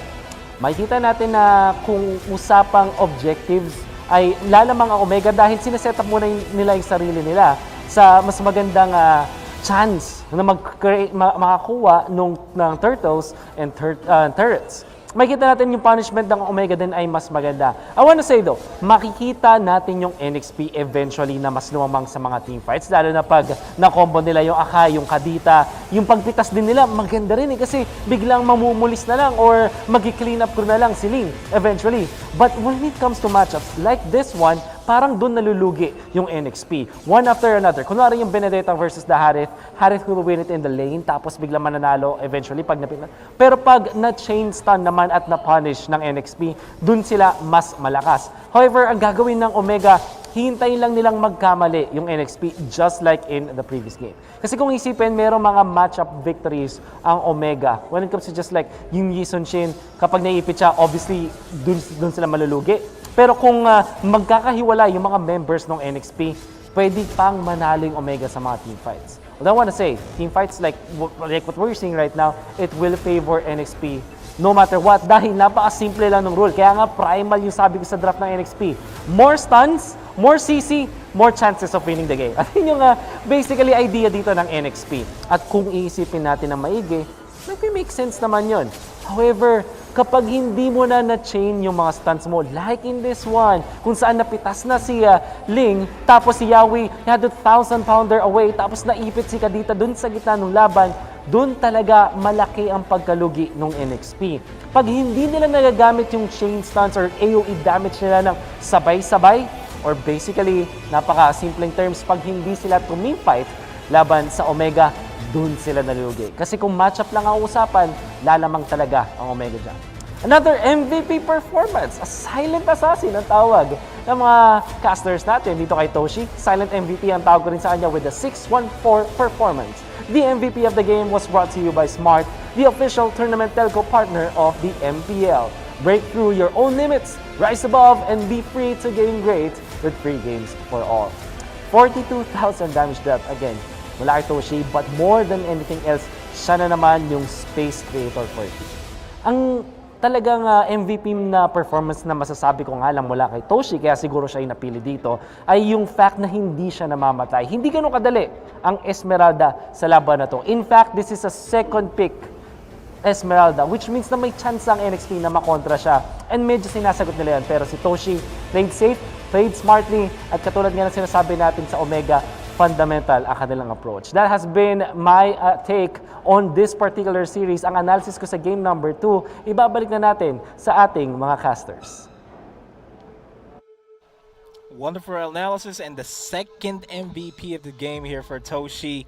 And I just got to ask you the question. We were talking about it over and over again that, hey, who went back to Season 6? NXP is looking like they went back to Season 6, but did Omega also go back to Season 6? They were on good form. Yeah, I think the answer is both of them, right? I think we've seen signs of NXP playing like this way back then. We've also seen Omega beating out Brand Esports in Season 6 in 2-0 fashion, which again, both of these teams have finally accomplished.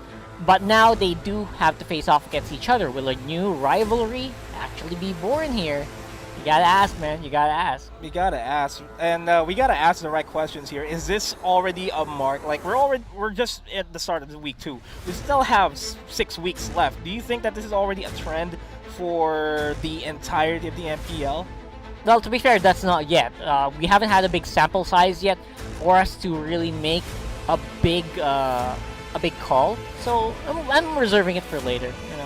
Yeah, we'll find out if that's going to be the case. But a lot of good matches here. A lot of the predictions of a lot of people behind the scenes have already been done. But yeah, this MPL Philippines is presented by Smart, free, the official tournament telco partner of the MPL. Free to game great with Smart, free games for all. And that has been the entirety of day number 1. Days number 2 and 3 still have big matches that have to fill the shoes of what we experienced here today, man. Yeah, pretty fast day that we've had, actually. Exactly. Both actually, except for game 1 today, actually ended up in 20 plus minutes, and both 2-0s. I would say that teams are getting they're getting back to where they were comfortable at. They have a comfort level. You have a certain level of homeness. They feel at home at some points of the season, and who can actually beat that to the punch and elevate their status? These are the questions that we have to ask coming into week number 2. And those are the questions that the panelists have to ask themselves in week number 2 as we go to them to wrap up the entire show. You're still watching MPL Philippines Season 7, presented by Smart, the official tournament telco partner of the MPL. Free to game great with Smart, free games for all. Nakasali na ba kayo sa ating mythical raffle draw? Mythical din ba ang inyong knowledge pagdating sa MPL at sa Mobile Legends? Bang bang! Kung kayo ay sa tingin nyo magaling na magaling, sumali na kayo sa ating quiz. I-scan lamang ang QR code na nakikita nyo sa inyong mga screens para manalo ng mga papremyo mula sa Mobile Legends. Susubukan nyo ang inyong galing pagdating sa pagsagot ng aming mga katanungan. Last time, meron tayong over 87,000 na sumali at 10 doon nanalo ng mga in-game prizes. Hindi lang yan.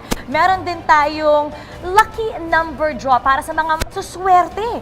Kung ang ending ng last 2 digits nyo ay 07 or 22 or 32 or 54, 59, 77, 87, 88 or 95, the first 3,000 mananalo ng Elite Skin, Epic Skin, Diamonds. Saktong-sakto yan, lalo na end of the month na. Siyempre, gusto nyo i-renew yung mga Starlight nyo, kaya sumali na kayo, iscan lamang ang QR code para manalo ng mga papremyo.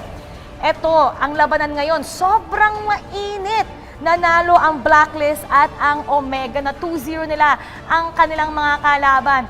Blacklist International, nakascore tayo today ng 3 puntos na nagawa nila. Pati na rin ang Omega Esports dahil natalo nila na 2-0 din nila ang Nexplay Esports. I'm super proud of Omega Esports' recovery. And I don't know, this brings up a question for Nexplay. Binigla lang ba talaga nila yung Bren last weekend? Yeah. And what I felt watching Nexplay here was that parang nawala yung urgency nila na meron sila last week. Maybe it's because, of course, alam natin yung rivalry ng Nexplay at Bren Esports. But now against Omega, they played a little bit more, hindi naman sa relax, but kulang yung apoy doon. And mas nakita yung apoy na hinatam natin sa Omega, which of course, they really wanted to get those 3 points para masabi na, guys, okay pa kami. We're ready for this and we still deserve to be here. So, well-deserved 3 points for Omega. May mga koponan na nag-step up, kaya dapat talaga tingnan natin ito ang current standings ng Group A at Group B. For Group A, nangunguna ngayon ang Aura, susunod dyan ng Onyx, Work, Brand, at hindi pa natin nakikita maglaro ang Signal. Para naman sa Group B, nanalo ang Blacklist today. So sila ngayon ang nangunguna sa ating current team standings with 5 points. Susunod dyan ang NXP with 4 points, Exe, Omega, at LPE. Kaya dapat subaybayan natin every game day dahil nagbabago talaga ang kapalaran ng mga koponan. Everyone is showing something different every game day. May mga surprise ba tayong mga nakita ngayong araw na to? Already, kakatapos pa lang ng day 1 ng week 2 dito sa MPL. And I can say, before the season started, ang sinasabi natin, uy, Group A, yan yung group of death. Pero tingnan natin ngayon, ang lalakas na nasa Group B. Yeah. Nakatakot sobra ang Blacklist International, lalo na 2-0 nila ang Execration na ang dami nagsasabi sa social media. Alam nyo na yung joke, di ba? Alam nyo na yung joke na parang hindi yata natulog si KLVJ sa tamang kama.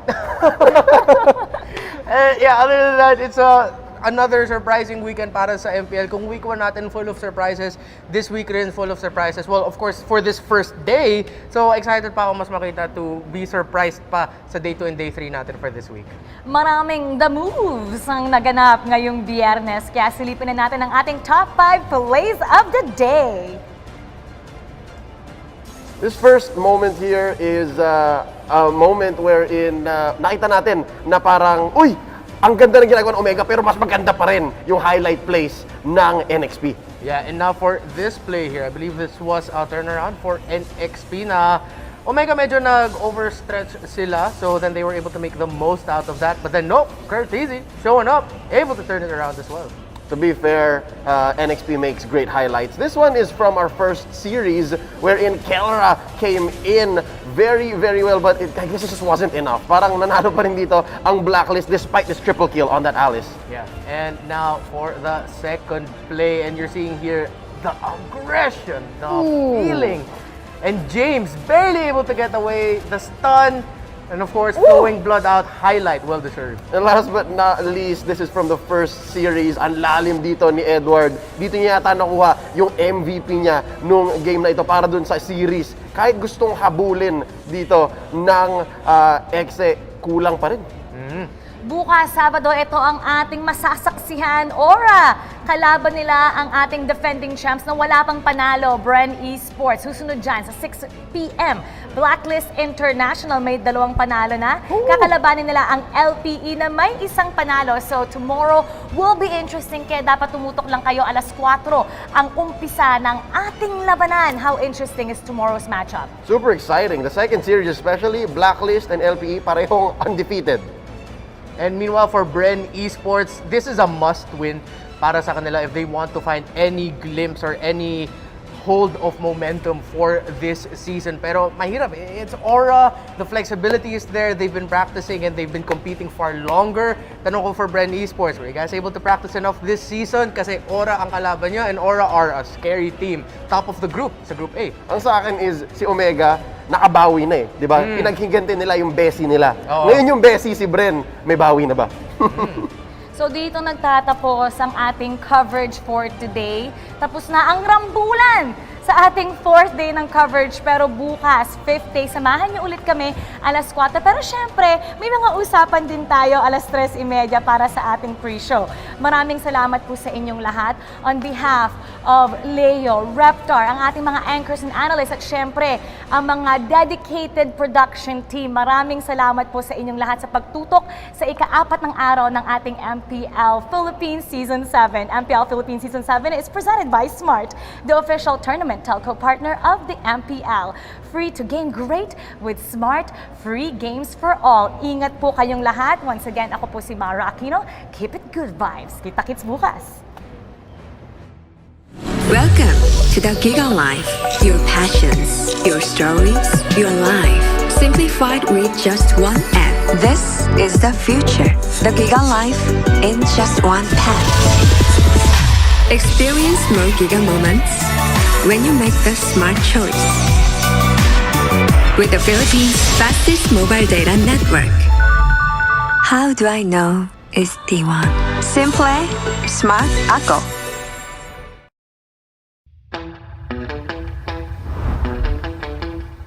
Are you keeping it real? I'm calling shotgun, wanna see my baby run. Oh, what's the word on the sea? We're kicking up the dust, you know what I mean. We got a good thing going. We got a good thing going on.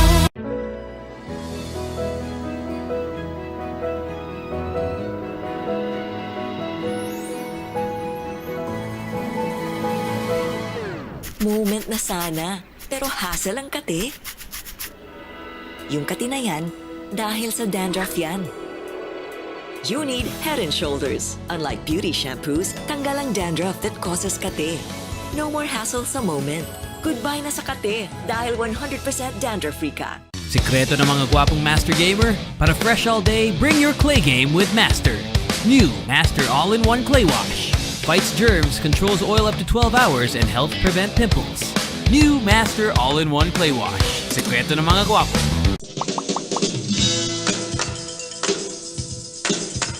Hi everyone! This is Catherine Bernardo. At ako naman po si Daniel Padilla. Guys, may Paymaya na ba kayo? Kung wala pa, dapat mag-download na kayo sa Google Play or App Store dahil ito na ang usong pangbayad ngayon. Ang Paymaya is isang mobile payment app using only your cell phone and you can pay practically anything, kahit online transactions ba yan? With Paymaya, hindi mo na kailangan magdala ng cash for your day-to-day expenses. Pwede kang magbayad ng bills, bumili ng prepaid load, mag-online shopping, mag-send money, magbayad gamit ng QR code at marami pang iba. Pero ang the best part dito ay may balikbayad ka pa. Each time you use Paymaya, may balik sa'yo na cashback at rewards, kaya sulit ang oras mo dahil hindi mo na kailangan pumila and you can just pay using your app anytime, anywhere. Kaya guys, huwag kakalimutan, pag may babayaran ka, don't pay cash, pay Maya.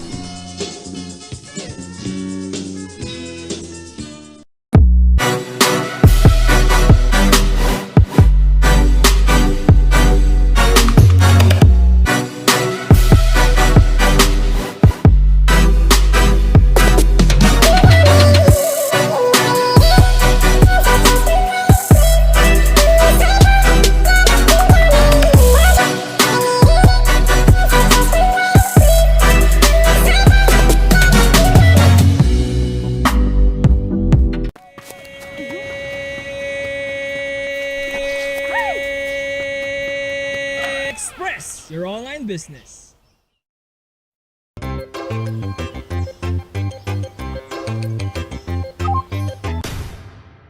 Express your online business.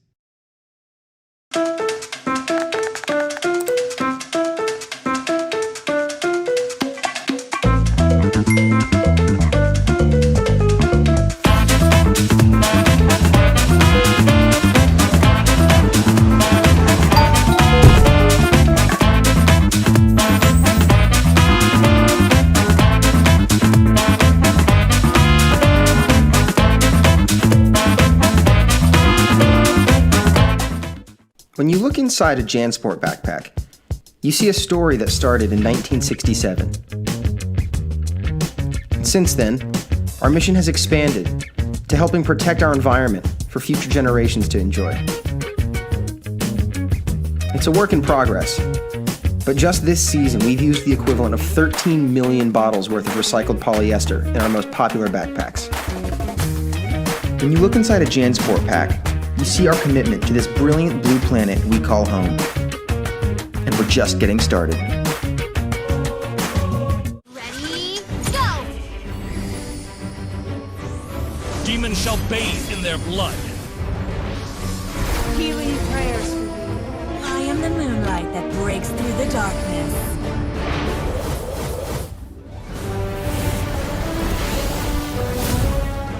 I am Karamet. Welcome back, Anna. Immortality! The strongest ninja. The universe is but a lie. Your fate is in my hands.